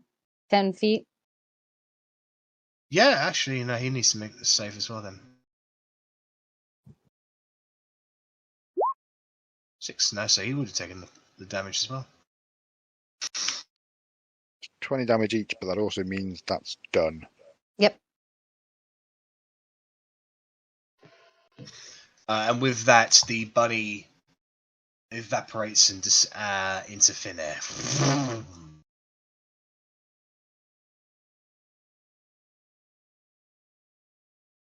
60, yeah. Alright, that's as far as they can go. This one, actually, these two 5, 10, 15, 20, 30, 50, 45, 50. 10, 15, 20, 25, 30, 35, 40, 50. Bark, you will get one opportunity attack against one of the spirits that flies past you. I mean, I would have seen the non-damage that Barrenbark did to the wraith in front of him. Like, I would see And Lismer too, yeah. And not really do anything to them. They seem to be the normal spirits. These specters seem to be resistant to non-magical damage. Bark, probably using his burner brain, wouldn't attack this thing if he didn't think it was going to be like if it wasn't actually going to do damage. He'd just let it slink past. Okay. You have the poison stuff from Wenos too. Yeah, but that's not going to do anything to these things. This spirit. Okay. Yeah, like undead are generally immune to poison stuff. So, Cord probably know that. Kristen does. So I'd just look over to Bark and I'd just be like, well, there's a lot more than I was expecting, but nothing a Red Hood and a Blackburner can't deal with. And then step in here, cast protection from good and evil on myself. And then action surge and make an attack on the one in front of me. When you do this. So I basically all these undeads have disadvantage in their attack rolls against you. Yeah. And you cannot be charmed or frightened or possessed by them. Good to know. So 10, unfortunately, is a miss against them. And then bonus action, slash with my longsword. Sure. You swing. How wrong was I? This creature just, like, it sees you stepping in front of him, it just flies up and over your head, not paying you any attention. Like, you swing at it, but because you didn't hit it, it doesn't notice you. Yeah, that's all I can do. Right, Joe Bricks, you're up. Okay, so Joe Bricks wants to try and stave off this, and this specter. 5, 10, 15, 20, 25. So I'm going to attempt a hypnotic pattern above them, and I believe it's a 30-foot cube. I'll put it in the chat. Target 30-foot cube within the range, which is I've got plenty of range. All right. So I want to center it so that it obviously doesn't get any allies. Yep. I think I should be able to center it to get, like I said, 1, 2, 3. All right. So you put your hands together, you focus the magical energy, and you cast it in the area to create this hypnotic pattern. And they don't seem to pay attention to it whatsoever. And you realize in that moment that these creatures are immune to the charmed effect. Well, crap. Okay. If that's the case, I'm going to reposition myself. Let's see. 10, 15, 20, 25. Yeah, so 5, 10, 15, 20, 25.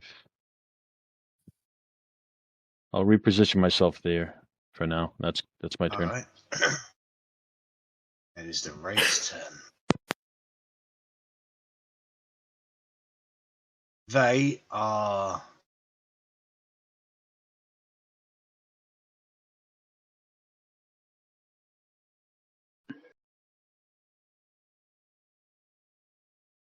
They are going to start waving their hands, and from the water, this skeletal-like body, both of them, just kind of materializes above the water, old and ancient, and it just sort of phases there as they begin doing something. Looks like whatever they're doing will take more than one round. Carrie, since you're right next to them, I want you to make an Arcana check, please. Mm-hmm. It was to DM. Sorry. Yeah, It was but natural 20. I see it was natural 20, so well the exact nature of what they're doing is unknown to you, but you've studied a little bit about magic, and whilst these things are doing something very differently to what you know, you get the core concept. Looks like they are trying to create more of those specters. Okay. Am I able to see this? Not from your position. It's you're focusing on the specters at the moment, not what they're doing. Okay. So, okay. Would Lisma be able to tell they're up to something because he was focusing on the shepherd? Like, he wouldn't know what magic Well, it you can was. see. We can see these. You can see skeletons materialize on top of the water. Cool, that's fine.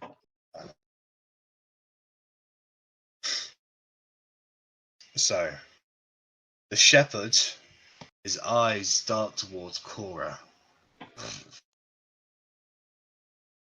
I want you to make a wisdom saving throw, Cora.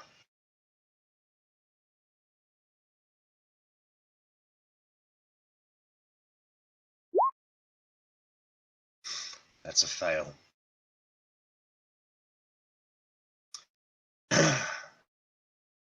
This unholy voice enters into your mind.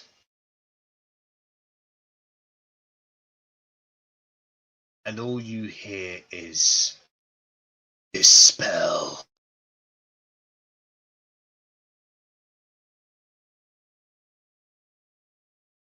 Dispel?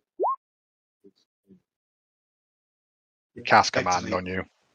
It's commanding you to dispel your spirit guardians. Ugh. Can I tell him I can't do it until it's my turn?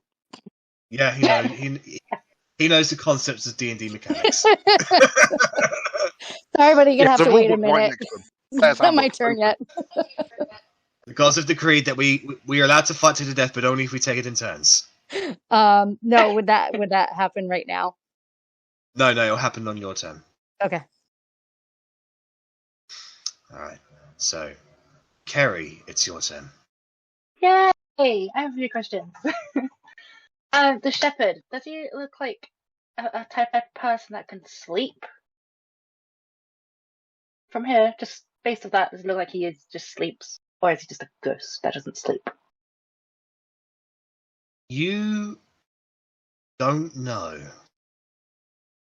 Okay. Does the ship look like... Make an insight check against him. Okay. Okay. You really don't know. Okay. My second question is the ship material like I can stand on it? You don't know. Another insight check for that? That would be your action. No. Okay. Alright. I'm going to bonus action Dream Snatcher in my dagger. Okay. Alright. And then I'm gonna and then I'm gonna throw it at. I can't select. Hold on. This one, because it's the closest, and Okay. also because it's a magical weapon now. Yep. So make a ranged attack, please. Yes, sir. 15 is a That was hit. the What damage? 5. That Just be to do magical such piercing a damage. yeah. And does it do anything else? Yeah.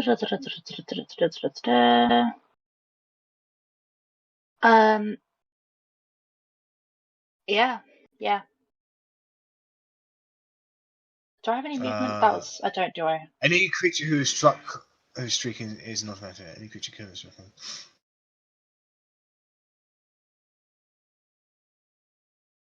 Yeah, unfortunately, it doesn't do any additional damage like that. It doesn't work in that particular.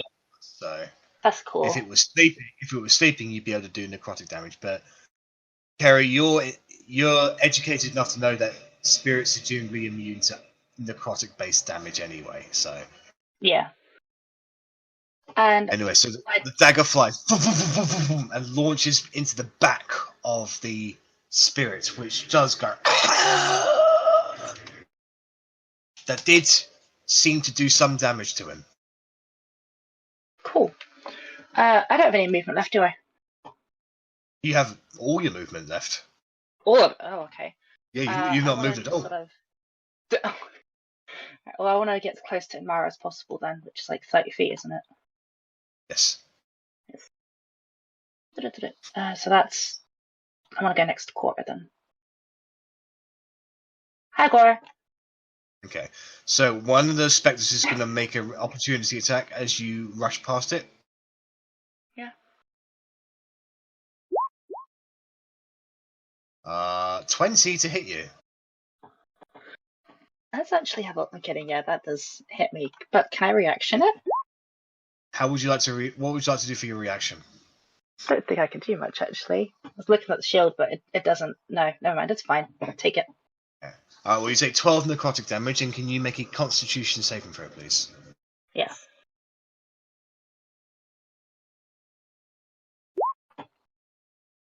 You just make the save, so your hit point maximum is not reduced today. But you do take 12 necrotic damage. Alright, so that's Kerry's turn. Top of the round, Lisma.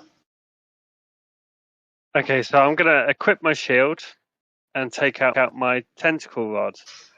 And I am Okay. going to go to here. And I am going to use all 3 of the tentacles on the one right next to me. I don't know how to ping. If you're on the pointer and you press and hold long enough, it will make the circle. That one. There we are. Thank you. You're welcome. So You got to make the noise though as you take it out. Alright, so go and make a melee attack roll against it. I've got You've got a plus 9 3d20. to it. So I've got to do it for each tentacle, haven't I? That's right, yeah. And you have a plus 9 to each attack. So 11, 12, and 18. The last 2 will hit. Okay. So they need to make so it's just going to be 2d6 blood 7 damage.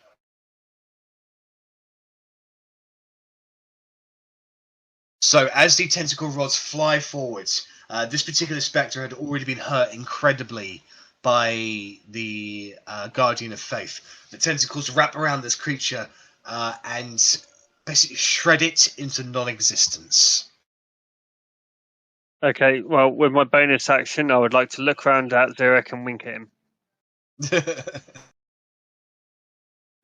Time and a place for flirting, Lisma. That's how you do it. Alright, McGonagall. McGonagall is going to crawl inside my robes and pretty much disappear from battle is the plan, because I've realised he's actually useless in battle. Do you want me to take him off the Eternal? Yeah, please. Okay. Right, so it is Immnara's turn. Immnara is going to back away even more and take the dodge action. Barrenbark is going to continue to attack the one in front of him. This time not at reckless. That's a hit. And with one fell swoop, the creature in front of him just disperses.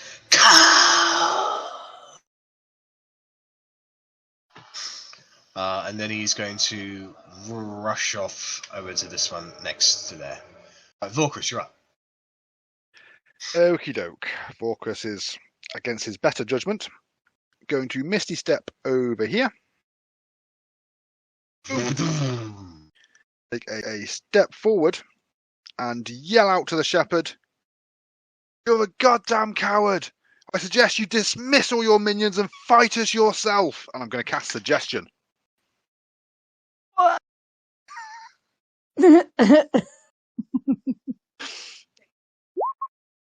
they immune to being charmed? It's advantage of the DC 14, so I have pretty much zero chance of pulling this off, but I was just staggered by the amount of things we were fighting. I thought I'd give it a go. As you say this thing towards him, you are met with an incomprehensible bodied will of force. I read that like 5 times, making sure that charmed could still be countered, and I misread it, obviously. So yeah, that was a waste of time, Yeah, wasn't it? creatures that can't be charmed are immune to this effect. I was looking for that line because I was sure it was in there. I was like, oh, I must have been You're the mistaken. world's worst wizard. You're supposed to know how to read. Wizard. And in that moment, you realise Can't read shepherds cannot be influenced in that way. He is immune to the charmed effect. God damn it. But not sleep. Haha. Okay, well, that was a fun turn for me. Then you've got your, well. zombies. Yeah, so my zombies will do a slam attack. So this is for Wenos. So that misses. Wenos somehow punches himself. 11. Oh, Par's not even next to anyone yet. There we go. 11 is going to be a miss for Par, unfortunately. Well, what an eventful turn. I'm sorry. Oh, that's entirely my fault for failing to read a spell that I read 5 times looking for the line that was very obviously there. It's okay. It's like tongues, and I'm like, Vorkus, I need you to help me. And you're like, no, you don't.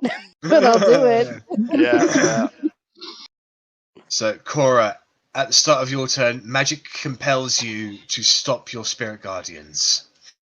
So I'll drop those and kind of shake my head. And I'm not very happy that my ragey squirrels are gone. So I'm going to. Womp, womp, womp. I'm going to move. Oh, wait a minute. Wait, just wait. I'm going to tell you what it is. Hold on. So I'm going to, let me see how far I can. Okay. I'm going to move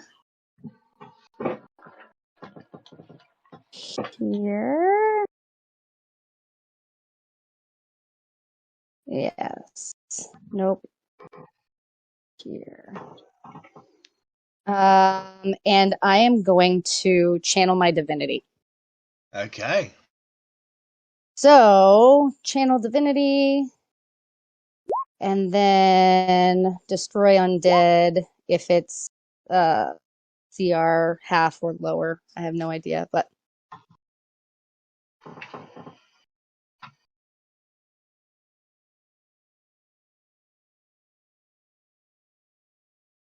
I don't know how this guy works because it technically is in part of his square, but anyway. Just about. So, those two and that one. Okay.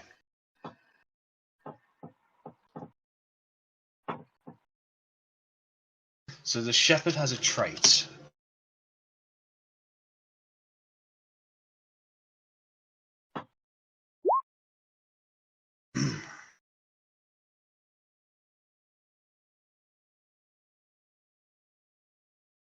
So, 3 of them will not have that protection from him, so they just have to roll.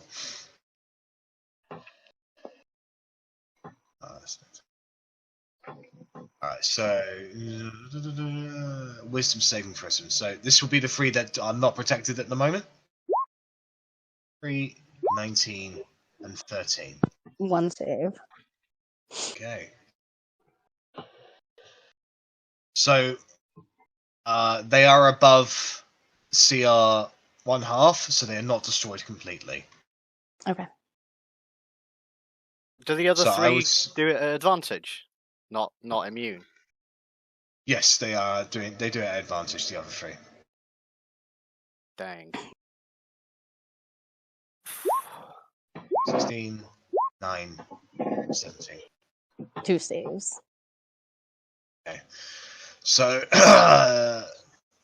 this one is frightened, as is this one and that one. So the ones with the red dots, those are the ones that get frightened by you. The others are able to overcome your channel divinity. Okay. With that, I am going to turn to Xeric and also yell over to Bark. I have beads of force if you need them. That's my turn. Okay. Right. So the ones that are frightened will use all their movements to get away from you. 5, 10, 15, 20, 25, 30, 35, 40, 45, 50. 5, 10, 15, 20. Par will get an We'll get an opportunity opportunity attack. as do I get one as Do I get one They as won't well? pass Seeing me? as that one's round. Yes. Yeah. So- Bark and Zurich also get ones as well. I rolled a 16 for 4 damage. 4 damage. 16 will be a hit. So 13 on, because they're going in a pair, aren't they? So 13 on one and then 8 to the other one next to it. So 13, 6, and 4 on the other. So this one actually is destroyed by the fire as it flees. Bark, did you want to take an opportunity attack against the one that went past you? Yeah, go on then. Alright. Definitely not. Unfortunately, you swing, but it's too fast, you miss. Did it run past me? No, it was this one. It went that way. Okay, look. So hold on, 5, 10, 15, 20, 25, 25, 40, 45, 50. Yeah, so, So it doesn't it's leave still me. within Okay. melee Yeah, range of that's you. fine. Yeah. Okay. So these 2 are coming there. Right, so Par and Wenos, they're going to get 2 attacks. Par, Yeah. Wenos, not advantage, so 5 and 13. First one misses, second one hits. So against Wenos hits. Right, so can Wenos make a Constitution saving throw? Alright, so he resists being torn apart even more, but he still takes 13 points of necrotic damage. He is very nearly dead. Why aren't my undead immune to necrotic, eh? Hey? Because you're not that good at necrotic stuff yet, I think. Very true. Oh, Right, Barrenbark. 14. That will hit him. So 5 necrotic damage against him, and con save +3 to this. He just makes a save. That's good. Right, Kerry, you're going to get a life drain attack. Yeah. 20. oh shit, yeah. Let's look at the other That's thing. 11 necrotic damage against you. Can you make a Constitution saving throw, please? Yes.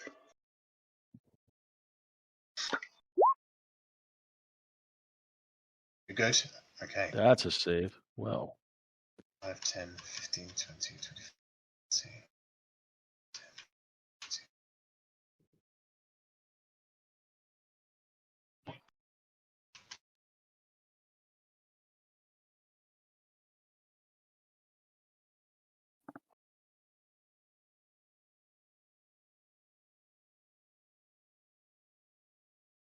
Lisma, you'll get an opportunity attack.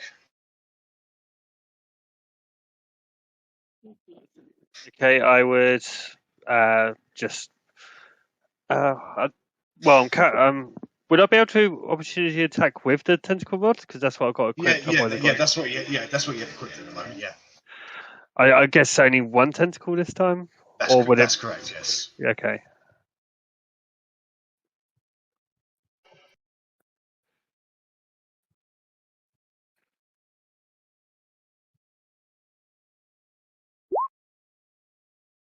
Natural 1, unfortunately.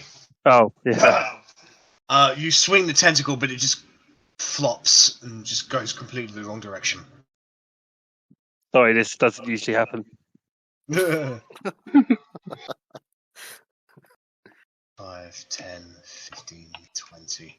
This one here is going to go for you, Cora. 12. I believe that'll be a miss. And yeah, that's all of them. Okay. Cyric, you're up.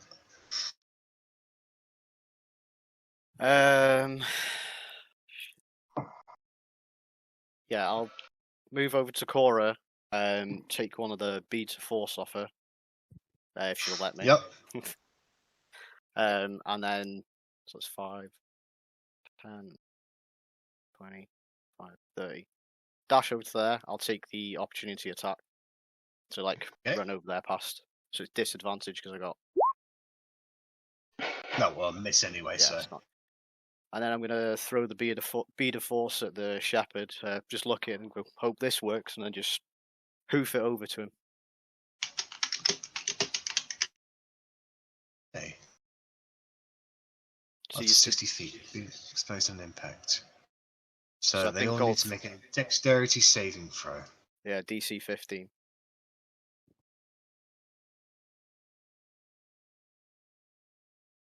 They have no particular any resistances against force damage, so this is a magical effect, so magical resistance does apply. 11 from the shepherd. Yes.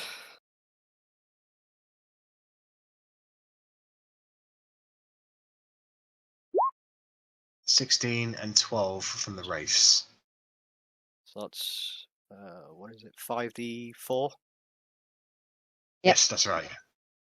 Can I do it on the? Yeah, I can. Fucking all the ones. Nice. But he's trapped for a minute anyway. Well, I mean, to be fair, he wasn't moving anywhere before. Does it stop him speaking, or he's still got his actions? He just can't move. Yeah, you just can't move out of it. He can control everything from his little boat, by the looks of it. Can he? He can't do anything out of it, can he? Or nothing? Or yeah, you can. Yeah. Yeah. No, he's just enclosed in it. No attack or other effect can pass through the sphere's wall. Oh, okay. Yeah. I think he's trapped. I think he can't do anything. So we've got Right. him and one of the race occupied for a minute.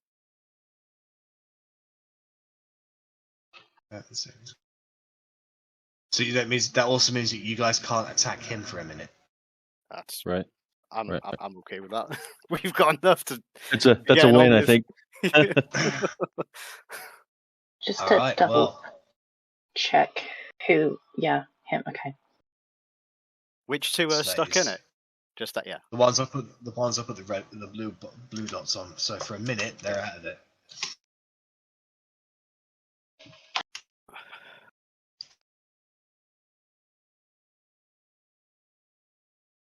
I'm just reading it again, so they can't cast any spells. No. Does that mean all of his little guys go down? No. No, because they're already out. We've just got him contained for a minute, so him and that other one can't do anything. So we can hopefully clear some of these out before he gets out and. That yeah. Away from the center of the sphere. Pass through. But that means if a spell originates on the outside of it, then that can still happen. So if the point of existence is on the outside of the sphere, he can still cast spells if they originate outside of the sphere. Surely every spell originates from its caster.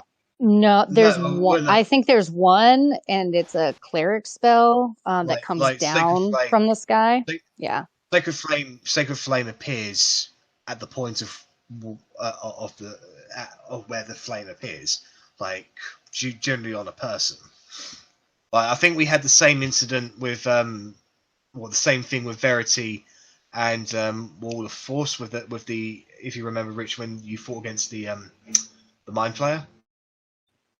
Okay. Like Marksman. spells could Blah, blah, blah, blah, blah. like spells could originate inside the Wall of Force. Which is the Bead of Force is basically a miniature Wall of Force. Yeah. So I would say Okey-doke. if a spell originates outside, then yes. But something like Guiding Bolt that couldn't get through it, but Sacred Flame could. Roger. So I I'll can keep Sacred that. Flame him. Yes. Okay. Would I be able to I'll- counterspell yeah. anything he casts? He's only I'm He's only able to cast within his bubble right now, Yes, anyway. but so if the force theoretically. blocks spells, can I still counterspell him if I need to? Or would it block No, that? you wouldn't be able to counterspell him. Okay. I'm not That's liking how the speed I'm- of force. It doesn't seem to be helping us. That's how I'm ruling it, so that that's fair. so that we don't get too bogged down on who can do what, basically. Roger. All right, so that's Xeric's turn. All right, Yep. Joe Bricks, you're up.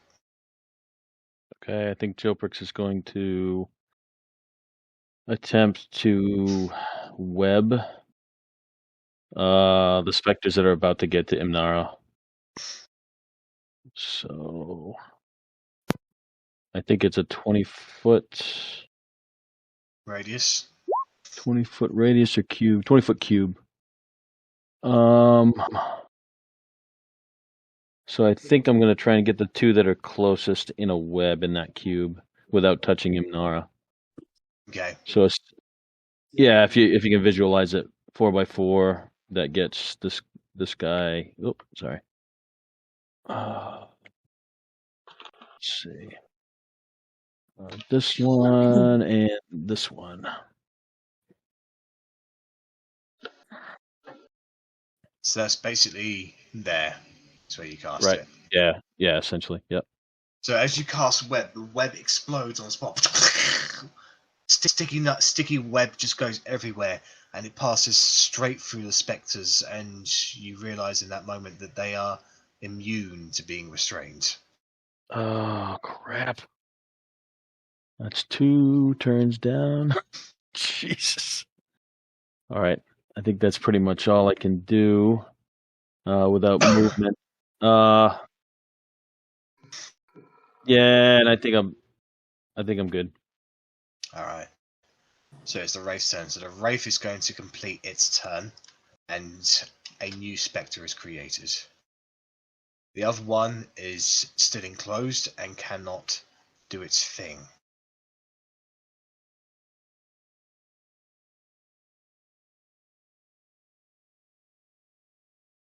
It does have this. See, I'm in two minds of whether or not they would affect the bead of force. I'd say double the I'm gonna force say- damage. I'm going to say... Are you talking about as far as the web goes? No, I'm saying in terms, No, he's in terms trying to of bead of figure out if it force. can move through the bead of force. I'm going to say it Oh. doesn't, but I'm going to actually look up the answer later. We'll see what other DMs have said about the whole thing. So that Wraith can't do anything at the moment. It's contained for 9 more rounds. Right, it is the Shepherd's turn. At the start of its turn, the minor damage that it took from the force damage, you just... Actually, no, I'd say that trait can't take effect once he's inside the bead of force. Yeah. Yay! A plus point. Right, now there is something he can do that I really do need to Google.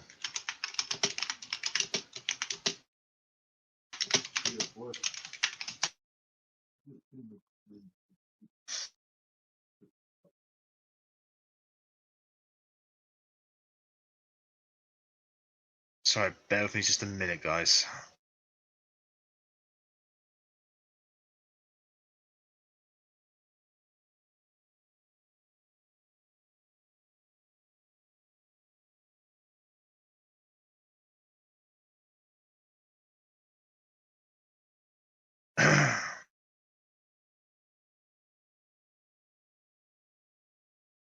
Okay, Kingkeeper.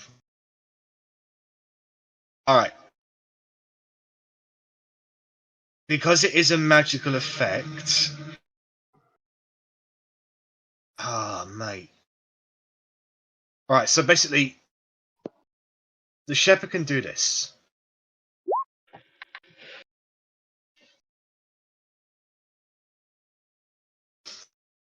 Choose one creature, object, or magical effect within range, which is basically right hit on him.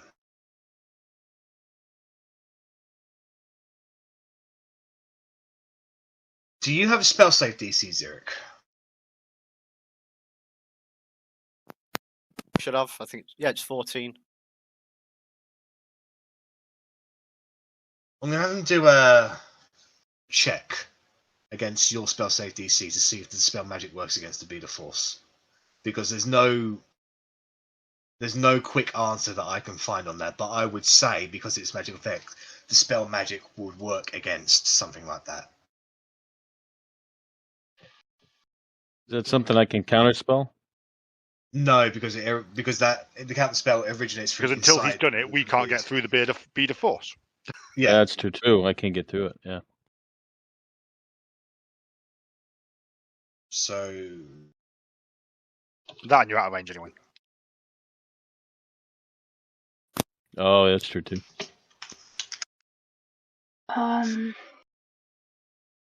Yeah. So his spell thing is wisdom.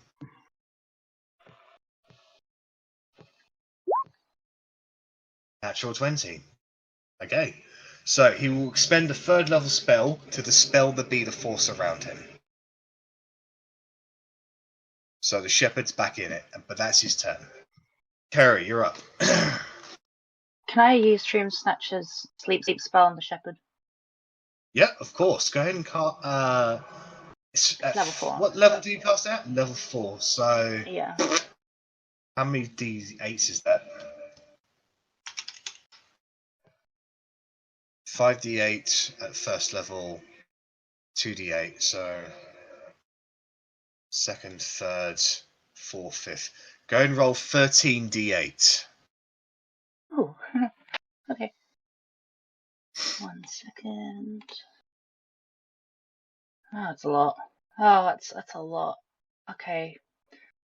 How? Type in /r space 13d8. Oh, 13D. Yeah. Don't. Wait, what? No, /r. You don't put the space between 13 and the D. Oh, I see. Okay, /R. Then do I put a space? Yeah, space 13d8. 13D8. Sorry. 58. 58. Okay, so you cast sleep on the shepherd, and he is affected. Yeah.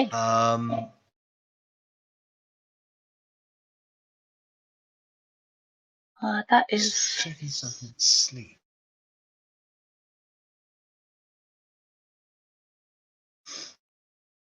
Okay, so you get to know in that moment that the wraith would have been affected as well, but Yeah. this spell doesn't seem to have any effect on undead whatsoever. Okay. Yeah, sleep doesn't affect undead creatures or creatures who are immune to being charmed. Does that mean the shepherd sleep or not? No, because he's undead. Oh, Yeah, it doesn't affect him. okay. Okay, well, then in that case, I still have my movement. So I'm gonna.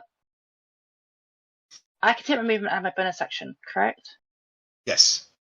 Okay, I want to move 30 feet as close as Do possible to the you pier. bonus action disengage? Otherwise, you'll get 2 opportunity attacks. No. Okay, so they all swing out at you.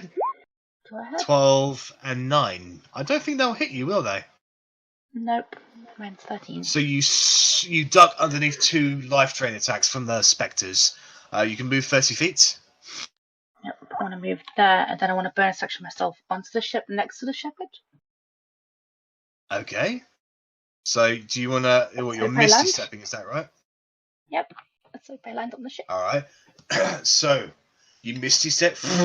You appear a few feet above the deck of the ship, and you fall forwards, and you close your eyes, thinking you're going straight through it, and you find yourself on solidified surface, and you stand there. Hi. As you appear next to it, the shepherd's head, without moving its body, he twists it at 180 degrees in your direction. Get off. You should go to a chiropractor. It's gonna stand here. I don't think Right, that's Kerry's set. So go ahead and roll a d20 for me for your wild magic roll. Yeah, let's hope I explode. Explode! Never No, mind. you're good. Explode then. Right, Lisma, you're up. So what's happening over here with? Oh, hang on. That's Web. What down here? Yeah, but they're immune to being restrained, so the web didn't affect them. Would it affect me? Would it be difficult terrain for him, Jorbrooks? That's what I'm thinking. I'm thinking it might be difficult terrain. Let's see. Webs are difficult terrain and lightly obscure their area. Each creature that starts its turn on webs or it's enters them on its turn must make Yeah. a dexterity saving throw. On the failed save, will be restrained. But I think it ends because there's nothing. I don't know. It depends on whether there's something to anchor it to. The webs are flammable. That's true. Okay. Well, I am gonna move to here. Yep. And I am gonna use the 3 tentacles on this guy. Okay. So we got They all 17. hit. No, 6. No, the last one doesn't hit. My apologies. First Okay, that's fine. 7 damage. So once again, the tentacles wrap around this creature and just shred it into non-existence. Okay. Do I get second attack with the rod or not?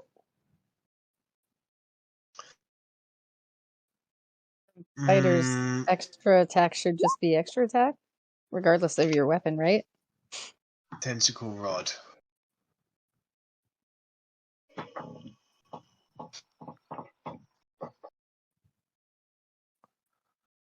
You can use your action to direct each tentacle to attack a creature you can see. Each tentacle makes a melee attack roll.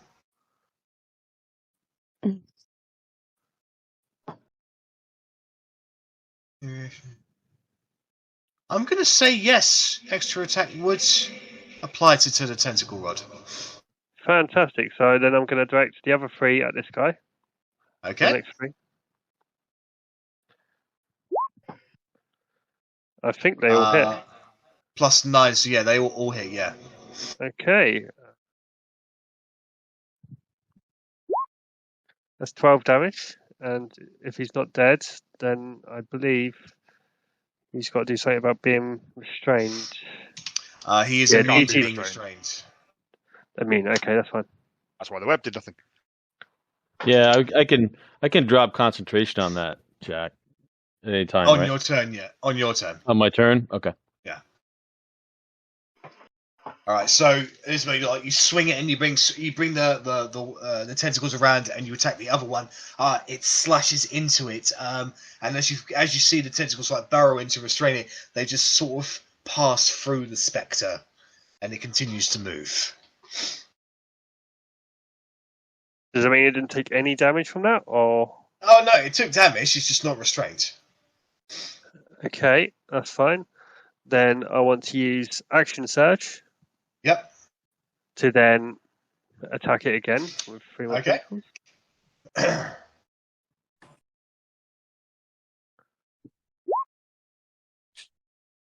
I think they all. Yep, and then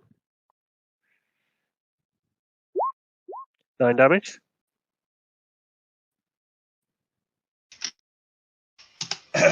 You strike it with more blows to the point where the body is beginning to fail on itself. It's wisping in and out of existence, but it's still there, still advancing. Okay, and then I'd use my final attack to attack 1 tentacle to this guy, Yep. and 2 to this guy, 1 to this guy. Okay. So I'll do the 2 first.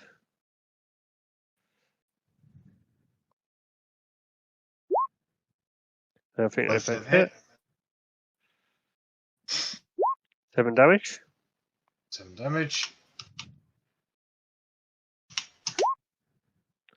And that one will also hit for the foot on the other guy.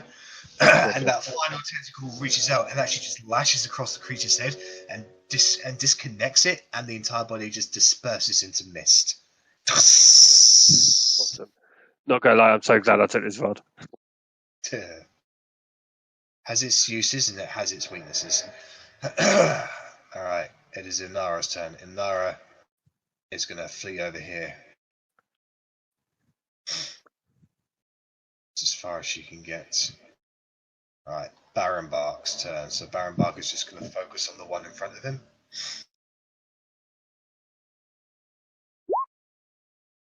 Eight is a miss, unfortunately. He swings and just cannot make contact against the one next to him. Volkrus, you're up.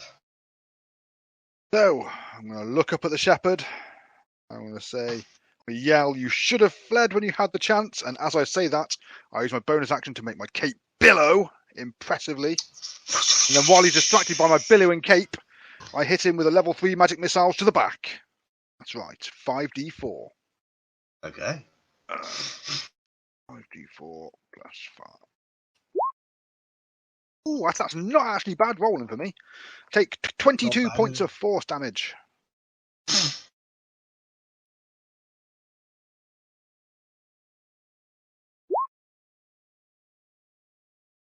Where is Bark in the turn order? Yeah, where's Bark? Where is Bark? Where did he go? Yeah. Has he been taking turns? Has Bark Have you been taking turns, Bark? No. I don't think he's been taking turns. Oh, because you started so quickly and everyone started getting into it, I just sort of let it go. But mate, you missed 3 goes. Yeah, I know. You're doing really Why well. didn't you say anything? I was being overly polite, that's why I didn't want to interrupt anyone. You're not overly polite. Knock that off. No, Cut me off. If anything, you've kind of like let them die a little. Hey, they're all living. Don't put that evil on him, Ricky Bobby. All right. What do you remember? What you rolled for initiative? 20. I just forgot to click on my token.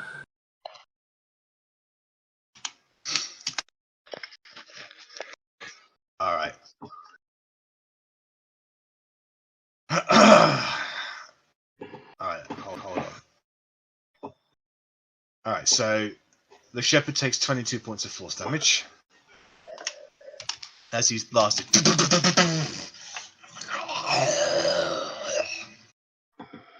All right. So that's right. Volkrus, you can finish off your turn, and then we'll go to Bark. And Bark, you can take. Oh, that was entirely my turn. Like that was my action, bonus action, everything. All right, Bark, you may So now my take bonus action to 3 make my cloak turns. billow impressively. Right. Yeah, sorry. And my honestly, zombies didn't attack mate, no, they didn't. So But then you had to command them as a bonus action. Well, no, because they still do whatever they've been told last to do. So they've been told to attack these things, so they'll keep attacking them until I tell them differently. Okay. So Wenos rolled a 10, and that doesn't matter. They both miss anyway. Fuck me. Yeah. Unfortunately, they can't get it. All right. So, Mark, you're up. Yes. I'm back. Let's get time to think about it though. So, knowing these things are spirit. I'm gonna look at my hammer and go, I wish I'd bought a fucking axe now. And I'm gonna run around to Cora. Now, can I make a turn to root through it to try and find that morning star? Yep. What do I need to roll to do that? Nothing. You just take it out. Okay, Just take it. What's the damage on that thing? Does anyone have it? +1 morning star. Morning Star does 1d8 piercing. 1d8 piercing. Oh, wow, that's not bad. That's actually really good. All right, cool. So taking the magic morning star in hand, I'm going to go for this one here just to make sure that it actually connects. No, Yep. no, see, I can't. So I'm just rolling a 20 plus 6, I believe. Okay. That's 11, so that would be... Yes. No, 17. That'll definitely hit. Yeah. And then it is 1d8. Is that +1 to damage if it's a +1 mace? Yeah, +1 to hit and damage. Yeah, and then +3. Oh no, yeah. +3 because of my modifier. Correct, yes. Doing math outside of the standard stuff. Right, so that is 8 +3 +1, so that would be 12. 12 points of magical piercing damage against him. So the first blow goes up, and you actually blast off part of his arm, which then forms again a few seconds later. You did some damage. Looking quite happy with that. He's this thing's a lot better than I thought it was, and I'm going to go for a second attack on that. So 17. Certainly will hit again. And that's just a 2, so that would be 6. The second one comes up towards him, blasts it into its chest, and it struggles against the attack. It continues to function. And that is all I will do for the time being. Okay. Right. Cora, you're up. Okay. Which is this one in front of me? One that was hit by my guardian? Well, that one, no, but he's been heavily damaged by Bark's attacks. Okay. I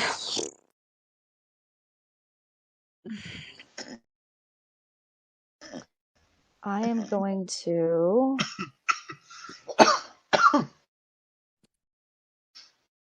can I cast a bonus action before I cast my action? So, yeah, so long as can I do spiritual weapon and then a cantrip? Yes, you can. Okay. Then I will take out my spiritual weapon, and I'm going to put it right here, please. All right. What kind of weapon do you want? Whatever you want at this point. Great axe, sword, hammer, spear. Rubber chicken. Rubber chicken works too.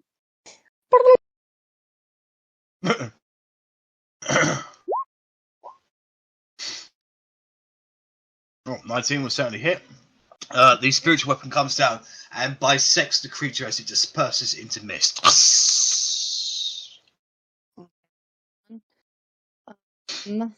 Then next, I think I'm going to try and get that guy with Sacred Flame. Which guy, sorry? This guy down here. Righto. So dex save from him.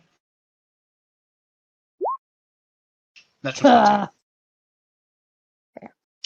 20. So the flames erupts from beneath him. However, it's too quick and it misses him completely. All right. Okay. Let me see.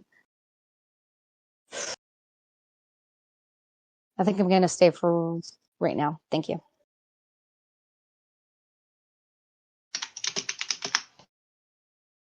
Okay.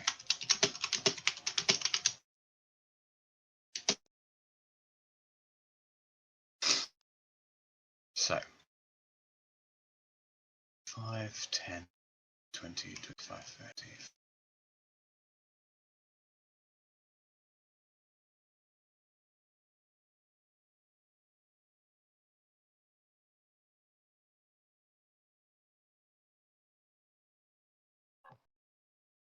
You guys hear me?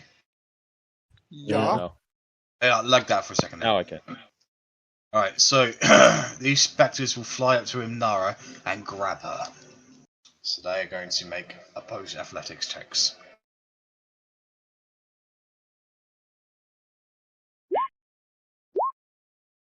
-3 and 8 from spectres. And Immnara -2. So one of them, she's able to avoid one of them, but the other one grabs her around the waist. No! No! And they begin dragging her back towards the boat. Alright.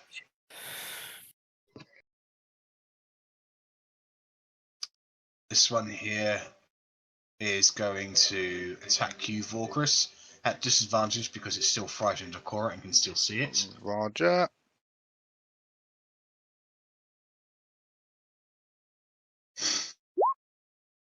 $18. Motherfucker. In fact, shield. You blow it away. Alright, this one here is going to fly up towards you, Kerry, and go for you. Okay. 16. Shield.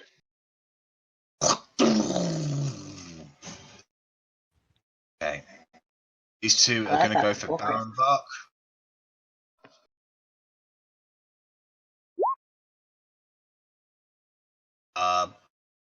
Both of them will hit. So he takes 18 points of necrotic damage. At least to make 2 con saves. How low is he? How hurt is he looking? He's lost about half of his health so far. But that last one, the 12 necrotic, looks like his hit point maximum has just been reduced by 12. So. Ouch.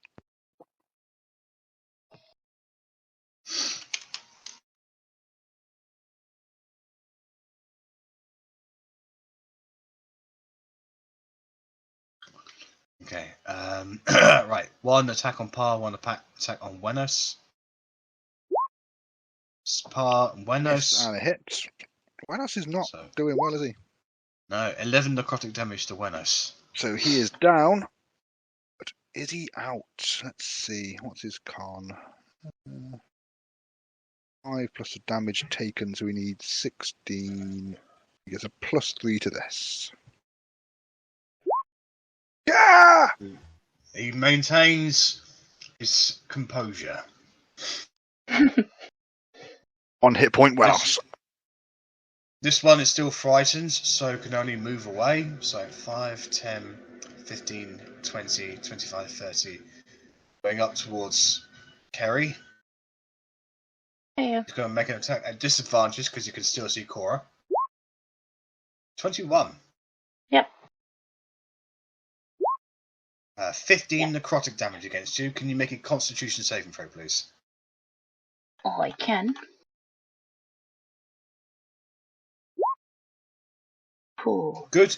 Excellent. You survive on that regard. I think that's all of them. So, Zurich, you're up. Not a lot I can do. Shout over to Bark. we need to get onto that ship, cut the head off this fucking snake before more emerge from it. Then I'll cast mirror image on myself and then begin making my way over to the ship.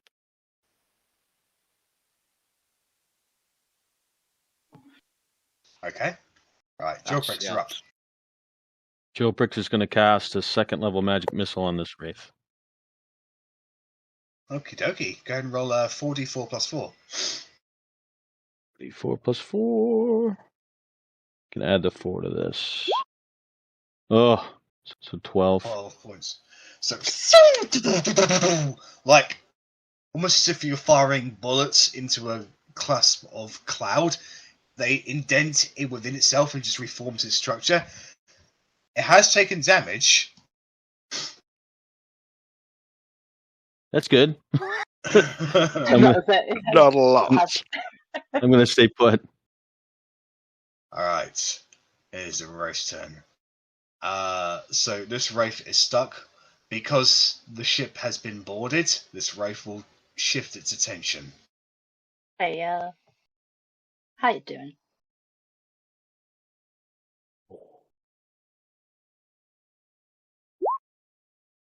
Natural 20 on you. Yeah, do it. So that is 23 points of necrotic damage against you. No, hold on. No, plus 3. Hold up. That's going to be 43 points of necrotic damage against you. Ow, yeah, I'm down. My plan's just been shitted on me. Can you make a Constitution saving throw as well, please, as you go down? Yeah. These Okay, saves so are great. you are able to just maintain your life force as you go down. Okay, yeah. Alright. It is the shepherd's turn. So at the start of the shepherd's turn, the one that is currently... that one down there... No, this one here, which is Fleed, he's going to look at that spectre and he is going to disintegrate on the spot and be absorbed by the shepherd.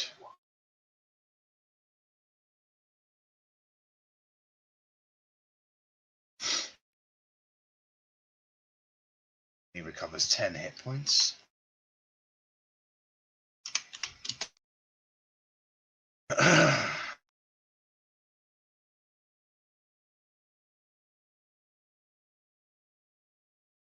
Okay, so he's content to let Kerry bleed out. Oh, he's giving me that, at least.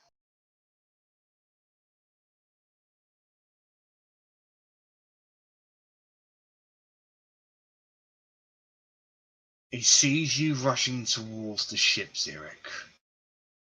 I want you to make a Constitution saving throw.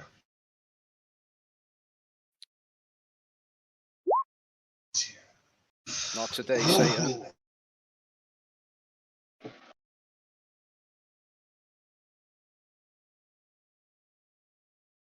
So you will take half damage on this as he casts harm on you. You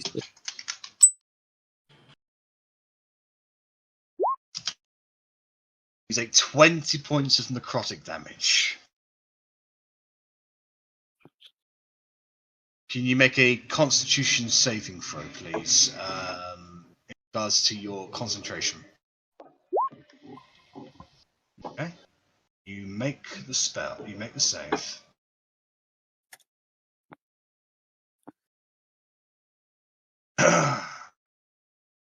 And then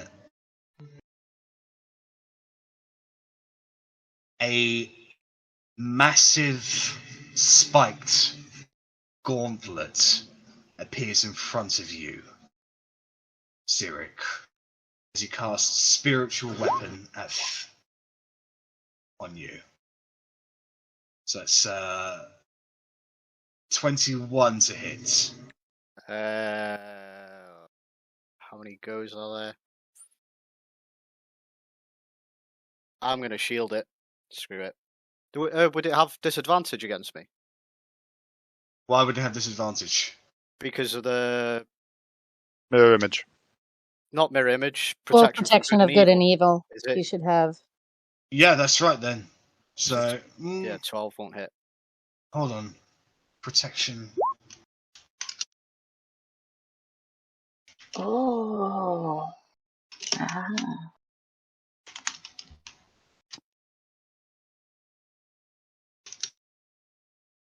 Undead, yeah.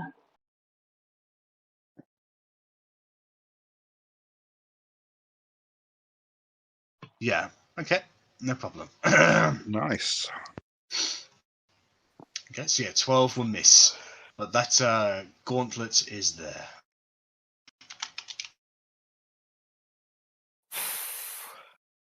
Regretting running onto the ship already. I'm regretting not counterspelling either of those. Because I can't actually do fucking anything else because all my spells are bloody necromancy. Alright, Kerry, can you make a death saving throw, please? Yeah.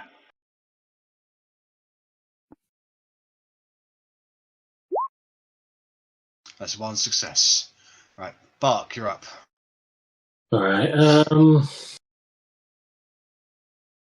yeah, he knows he's got to get onto this ship. He's going to try and do some good on the way, so I need to get my movement up. So I'm going to run in and make an attack on this one first. The one directly in front of me. Okay. And just make a morning star. That will certainly hit. 12. As you rush past him, you swing out and you actually knock its head off, and the body disperses. And then with my second attack, I will attack the other wraith. Okay. Oh, nope. 9 will miss. You swing him it too far. And yeah, that's everything I'm going to do for the time being. Okie dokie. Lismo, you're up. Okay. This bird is going to move 30 feet to here. And he's going to attack this one with 3 tentacles. Okay. I think they all hit. Yep, they all hit. 11 damage.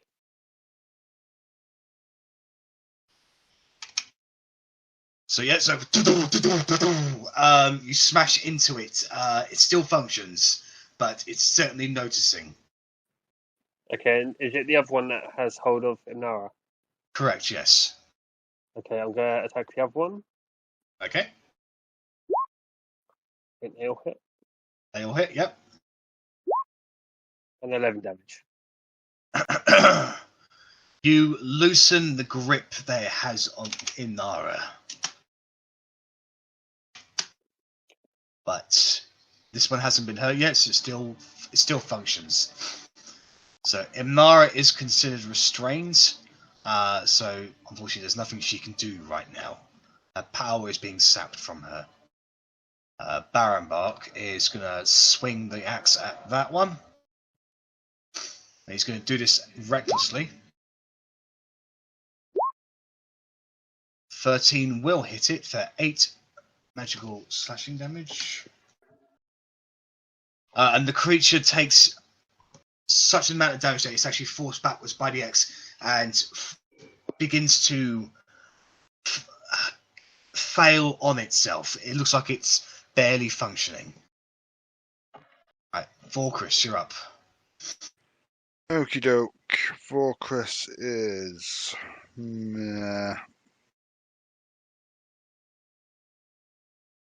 Moving up here.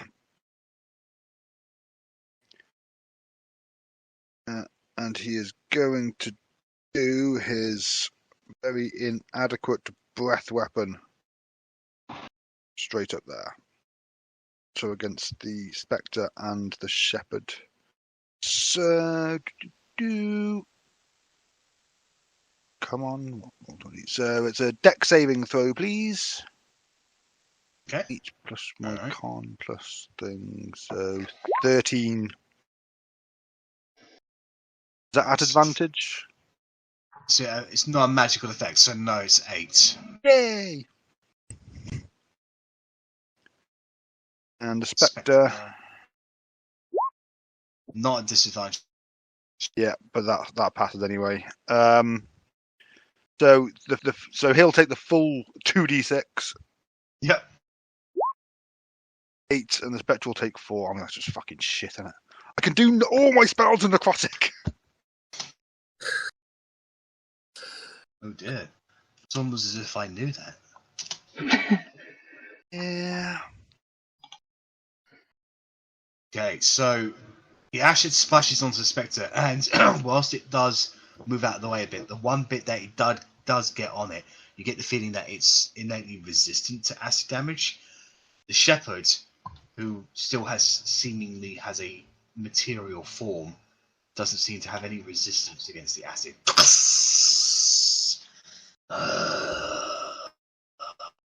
Roger. And then I'll tell Wenos and Parr to keep up the good work. Yep. Oh, that's from Wenos, so Wenos gets a nat 20. Yep. D6 plus 1. Yeah, so take 3 points. Useless prick. And Parr also gets a nat 20. Wow. So take 7 points of bludgeoning, but I'm assuming that's also halved and whatever, but still, they did something. So that's this one. Apparently so, Zerk. Apparently so. Okay, so they slam into the Spectres, but they continue to function. Alright, so it's Raucus's And that's turn. me. Cora, you're up. All right. I would like to control it. No, I would like to move this spiritual weapon. Can I move it? Yeah, here, please. Yep. Oh, you should be able to control that token now. Okay. And so then I will attack that one right there.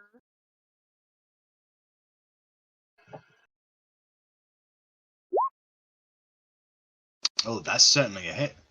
And the rubber chicken splatters that Spectre out of existence. And from there, I have a feeling that that Barker is going to go in and be reckless. So I'm going to move up here, and Okay. I'm going to touch him. Don't be weird. I'm going to touch him, and I'm going to cast protection from good and evil. Now I'm touching him with my hand. Weren't you already concentrating on someone else for doing good and evil? No. Nope. Who already I'm spiritual guardians, concentrating it on myself.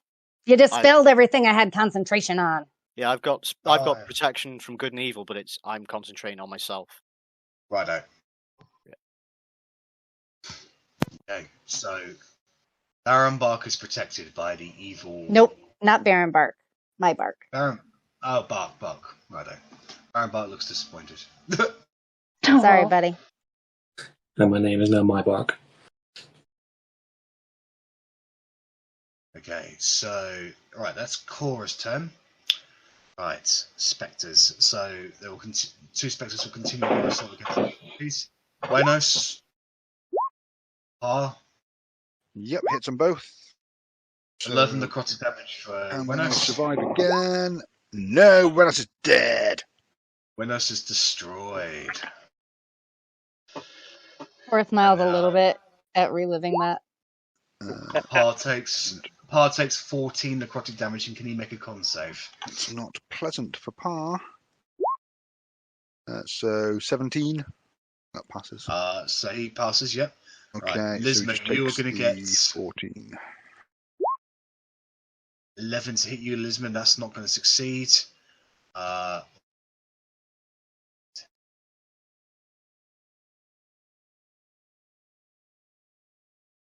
that's where he's going to get off to.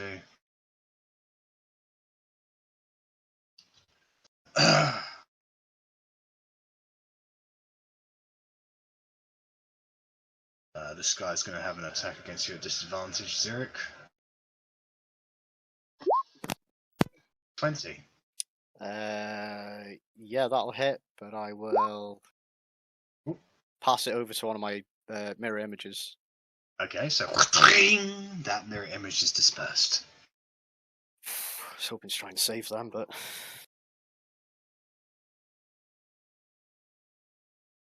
One comes towards you, Vorkrus. Not a disadvantage. That's 17, which yes, but I will use shield. Stop wasting my spells, lads. All right. I literally yell Zurich, at you're Spectre. it's really messing my plans now.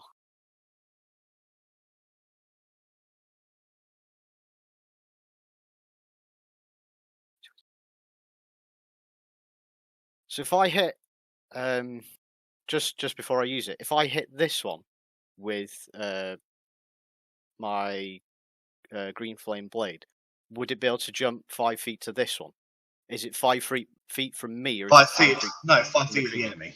From the enemy, right? Okay.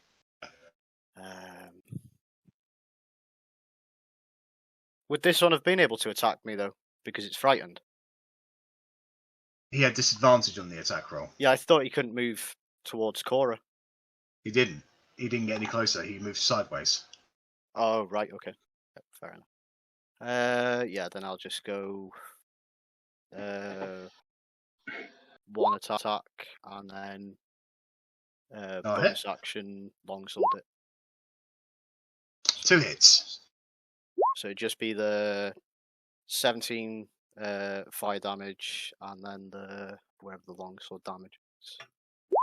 6 for slashing. Okay.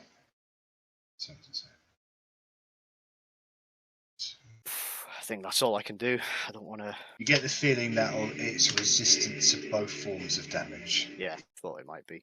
Of course it is.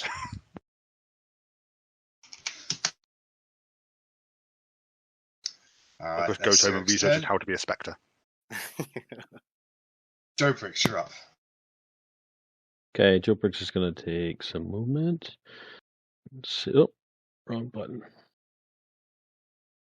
5, 10, 15, 20, 25, 30, and from the corner of the house, I'm going to 3rd level magic missile this wraith. Okay. So that would be, what's that, 5d4 plus 5? Correct. 11 plus 5, 16. 16 points of force damage. It shimmers on the spots. Excuse me. However, you get the feeling that this creature is hearty, to say the least. That's my turn. Function. Okay. So Grace 10.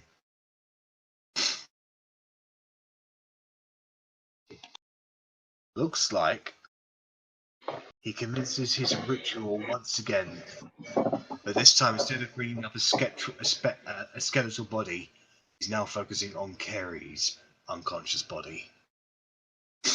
Okay. Oi, I'm the only one that brings back dead bodies around here. Carrie, you're going to have, until whilst he's focusing on turning you into a spectre, you have disadvantage on your death saves. Okay.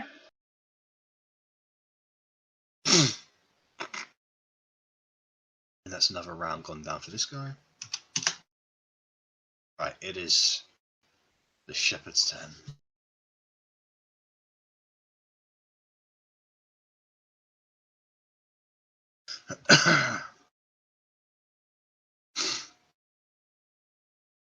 So he's done that one.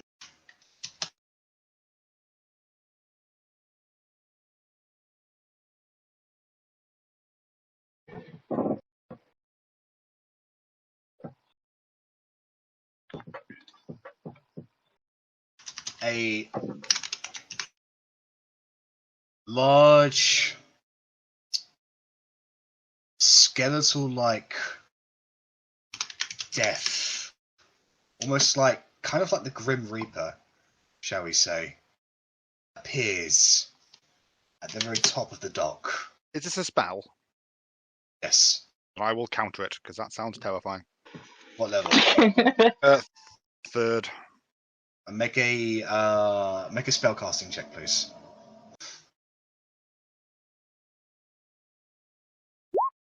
Oh, fuck off. You go to counter it, but it's too much, and it has no effect, as he casts Guardian of Death.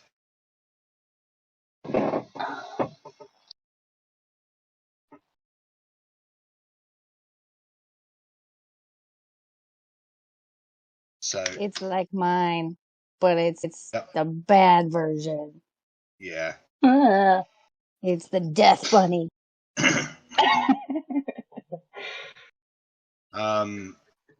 He's also going to direct his spiritual weapon to come down towards Zurich.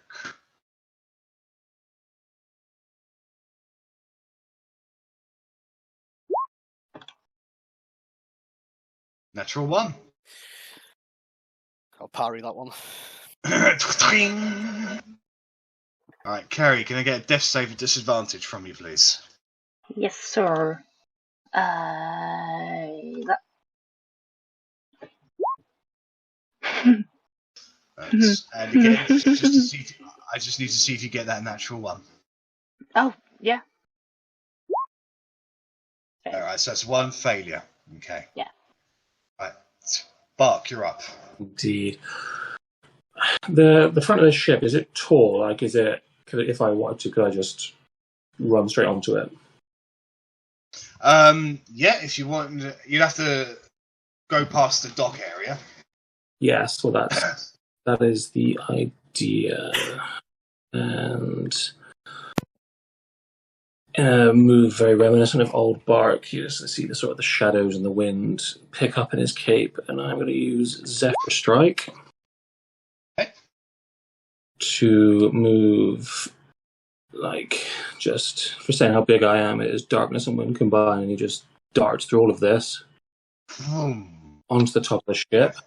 Right, can you make a dexterity saving throw, please? I thought I could get onto that ship without you making one. That's what I was asking for. No, this is regards to the Guardian of Death. The Guardian. Does that not... Because it doesn't... You're within 10 feet of it. Yeah, so that makes... I mean, I'm still moving. I haven't stopped. I was just moving there for... Yeah, I know. Yeah. I know. But if you move to a space within 10 feet of the Guardian, you need to make a dexterity saving throw. Easy. Yep, so you only take half damage, so you take 10 points of necrotic damage. Excellent, that's fine. Can you make a Constitution saving throw to maintain concentration on Zephyr Strike, please? Yes. Come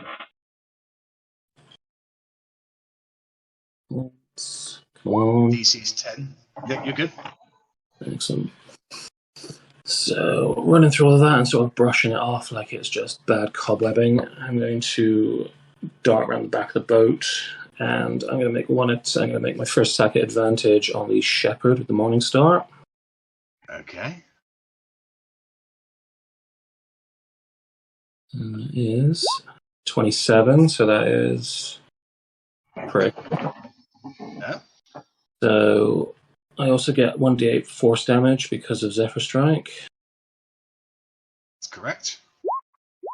And I'm also going to throw a Savage Attack on top of that, which is... I forget. Savage Attack is at the bottom. That is... Sorry. Savage Attack, when you score a critical hit on... roll one of the dice an additional time, so that would just be... a d8 again. Yep. There's a 3, so it is 6. what's 4? 1, 2, 3, 1. So it's 8.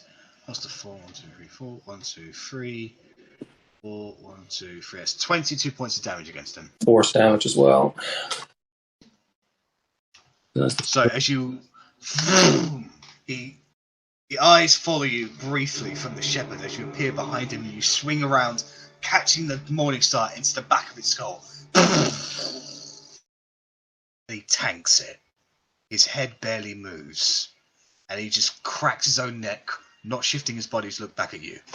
And he just says, "Get off." I don't think so. And I'm going to make my second attack at him. Okay. It's only a 12. 12 will miss against him. You swing, and something about this, the power of this, like almost like a ghostly like hand, just appears out of the ship and just redirects your aim away. That is everything from me. All right, Lizma, you're up. Okay, so first off, I'm going to attack this one. The one next to me, obviously, with 3 tentacles. Okay. Okay, all hit. 10 damage. You once again split apart the spectre into ethereal mist.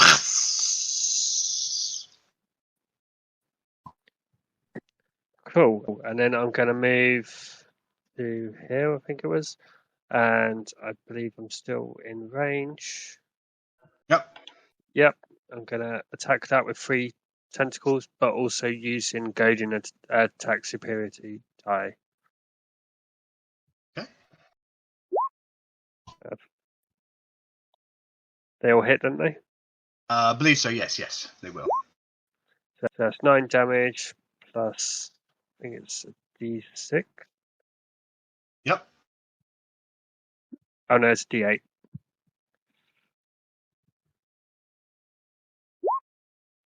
So that's 12 damage in total. Okay, so the tentacles and just rip into the creature. However, it still barely just functions. Okay, and then there's a wisdom saving throw of a DC 14 to see if he gets disadvantage on any attacks against anyone other than me next turn. Okay, well, he's not going to be intending to attack anybody, as he is taking Immnara away. But he's failed the saving throw anyway. Okay, so Immnara is currently restrained. Barrenbark's turn. Barrenbark is going to move over here and attack that spectre there. He's going to do it at Reckless. 24 for 11 magical slashing damage. So he cuts into that spectre there, and it's like wretches away in some kind of seeming damage, but still continues to function. Right, Vorkris, you're up. Okay. Sorry to interrupt. Can Immnara not try and contest her? The nature restraint? of what's happened to her. The nature of what's happened to her at the moment is that she can't, she is magically bound. Okay. Now, not really knowing how the Guardian things work, I'm going to just not move and hope that's okay. I'm going to cast a firebolt at the shepherd because reasons.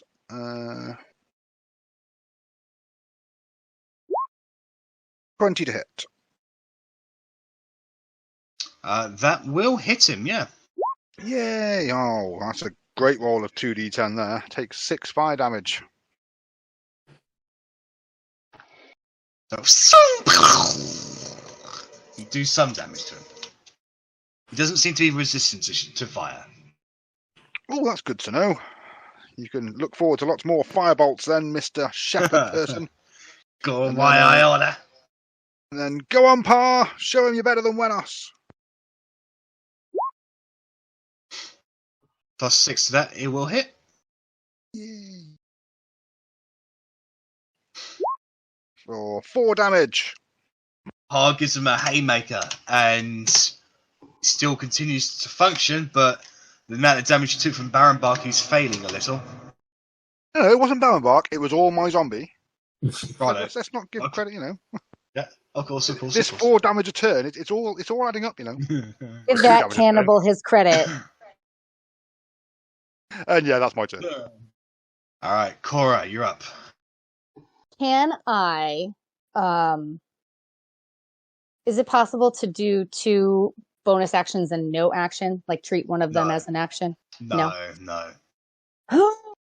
Carrie. Okay. Then I will bonus action. Oh, that's not what I want to do. Bonus action. Carry. Healing word, I believe, is the one I want.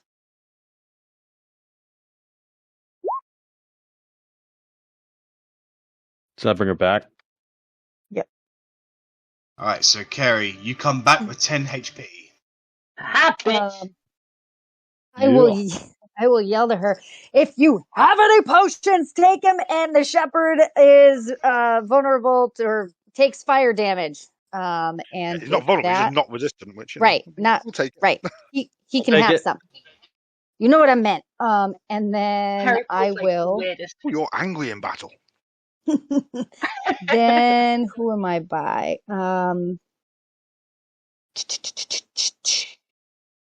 I'm gonna try and get these wraiths.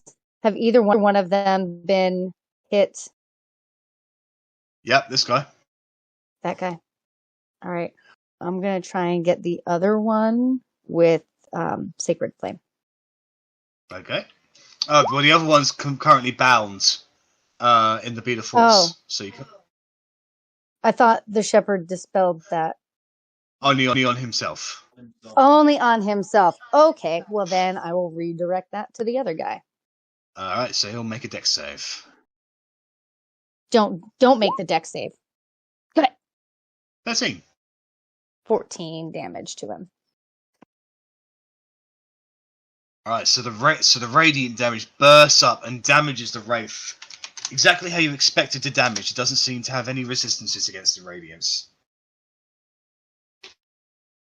That wraith looks hurt now, actually. In what form a wraith can be hurt. Okay. Do you want to move anywhere, Cora? Not right now. Not right now. Just for clarification for next round, because Sacred Flame wasn't the one that goes through, it originates on the spot. It would. Oh yeah. I thought you said be able to hit him. Yeah, that's right. Yeah, it would. I'm happy with what I did, but next time. Okay. All right. Thank you. All right. It's the Spectre's turn. So the Spectre. 5, 10, 15. I'm going for you, Cora. 20. So that's 12 necrotic damage to you, and you can make a Constitution saving throw.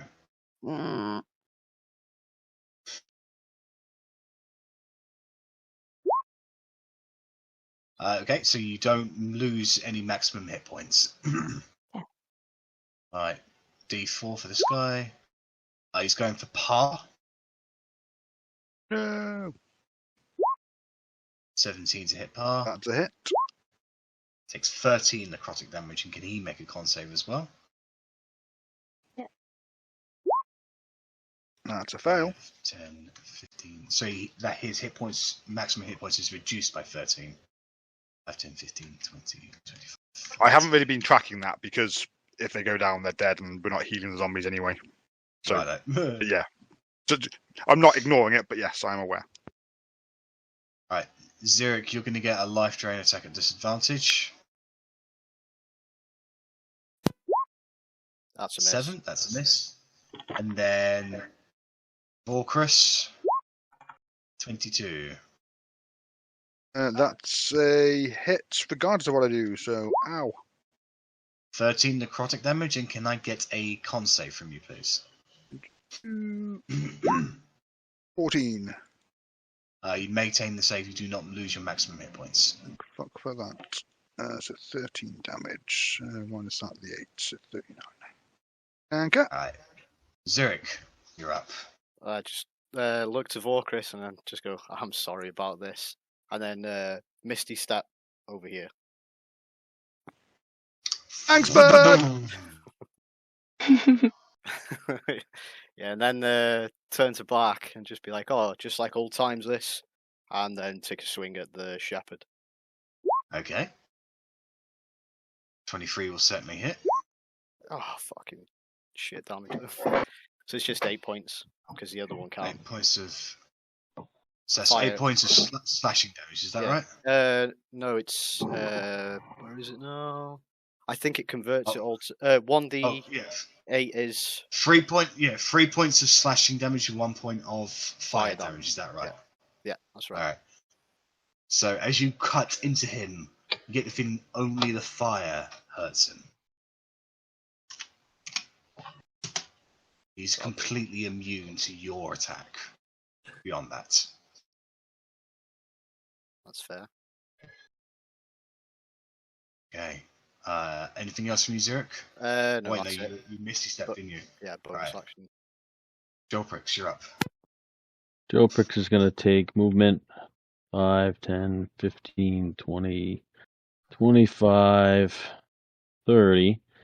He's going to focus on this specter that is carrying Immnara dangerously close. Cast a magic missile at... How hurt does he look? Is it difficult to tell? He's failing a little. Yeah. Yeah, am I able to send one missile at a time? Is that a thing I can do? Yeah. Okay. Like I you will direct ca- which missile, which missile you want to go to do. I will cast it at first level. In the chat. So it will be 3d4 Plus 3. Yeah, Or plus 1d4 plus 1, depending on who you each hit. each time. Yeah, right. Each time. I'll pretty much keep them going towards him until I see him go down. Alright. So that's Alright, 5. so first one shoots towards that one, and as soon as he's hit, he disperses into mist. And Immnara is like, ah! And she looks like she's going to run away as quickly as she can. Good. I'm gonna have the other two go right at Mr. Wraithy Boy up there. So I'll roll 2d4. Not much. Oh, right. Right. Yeah, two more force bullets hit it. He took it. He doesn't seem to have cared. Figures. That's my turn. Thanks. Alright, so at the Wraith turn, he's going to finish his ritual. Oh, not one of those. Oh, Jesus Christ! Summon the shepherd. That wouldn't be good. Bloody copy paste that he creates. No, what the fuck? Come on. How many times do I have to press Control C before it works? There we go. He creates another spectre. Alright, it is the shepherd's turn.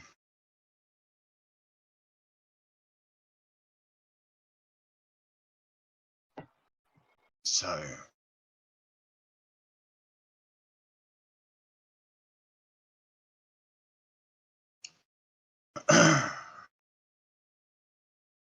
I want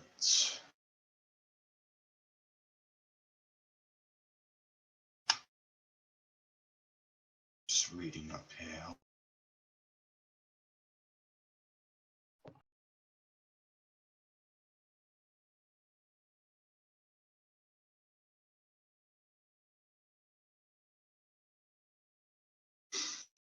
He's going to look at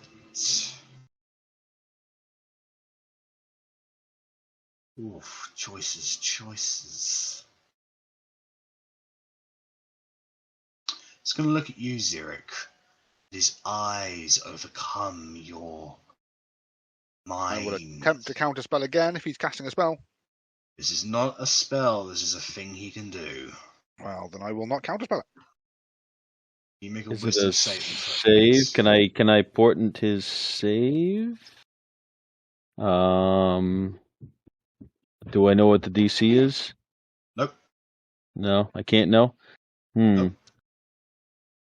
I might save it. It's not the best number. I might save it then, Zurich. Right. I don't want to actually harm you. So Well, can I get a wisdom saving throw from you, Zurich?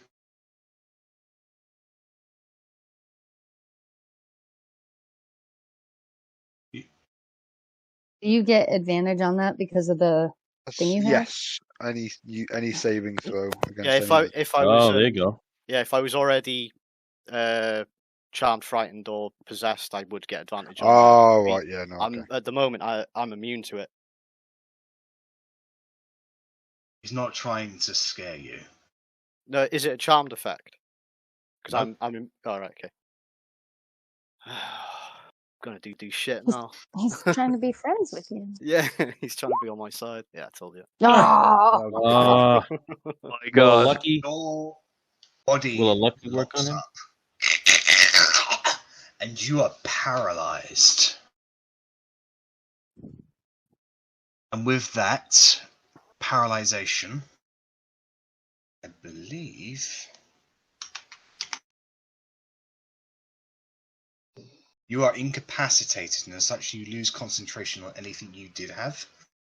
Oh, I'm only concentrating on the one spell, aren't I? Right. I've still got mirror image up, so I can switch. I wouldn't be able to switch this to another one of my illusions, would I? You wouldn't have protection from evil and good because you would cast mirror image. Mirror image you? isn't a concentration spell. Oh, that's that's what's- right. That's yeah, right. that's what's so good about it.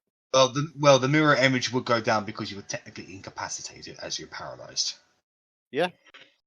Yeah, Oh, so I didn't- everything on you Okay. goes down. Yeah. Yeah, when you were incapacitated, everything just ends on you. Oh, I thought just because it was up, it's A paralyzed creature is incapacitated, it can't move or speak. Yeah, I thought just because I'd already cast the spell, it was already in effect. I'm not maintaining or anything. It just be up. Like it's just a thing. But yeah, that's okay. Yeah, no, a spell ceases to function when a creature is incapacitated. Right. That's the ruling I've always had. Okay. Yeah. Fair enough. So as your body is locked up, your eyes can still move around, but you can't speak, can't move. All you can feel is the fear as it reaches out his hand towards your face. His advantage on this attack.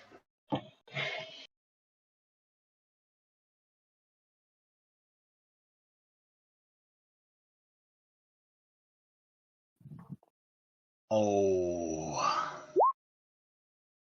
Yeah, I thought so. Oh, fuck.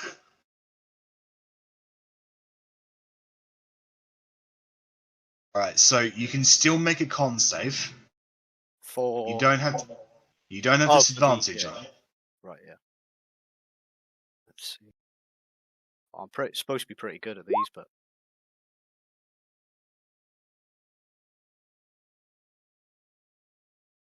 Okay, so you make the save. So you are not cursed with Halon Rot. But you do take 12, 24 plus 17. Or 17 doubled. 34. 34. 34 plus 34 plus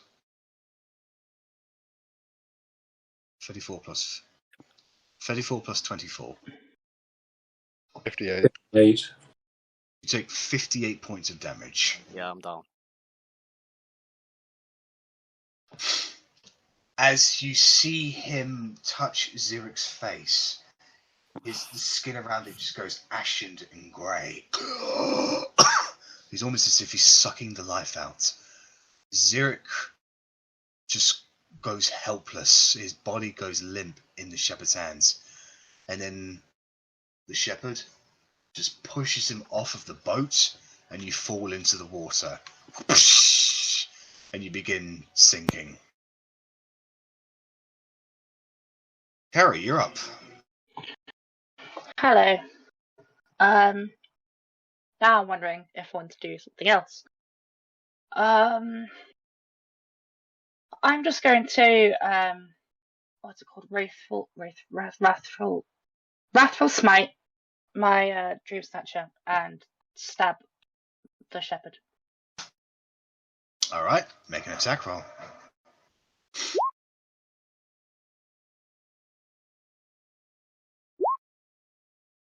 Oh, I'm on disadvantage. It's 11, but why disadvantage? 11 is a miss, unfortunately.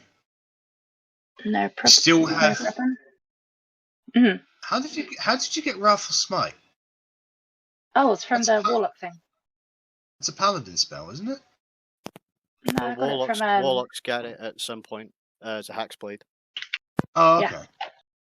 Good to know. All right. So, well, I thought you still maintain concentration on that spell. You just miss on that particular attack. Yeah. Do I have any movement? Okay. Well, do you want to use your movement? Yes. Okay. I want to jump off and just sort of try and get Xeric and try to keep him on the surface. All right.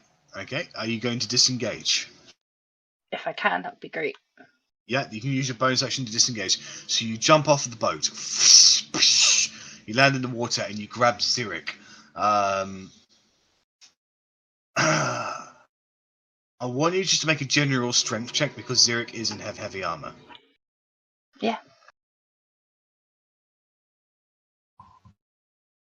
Trying to find that 1 second.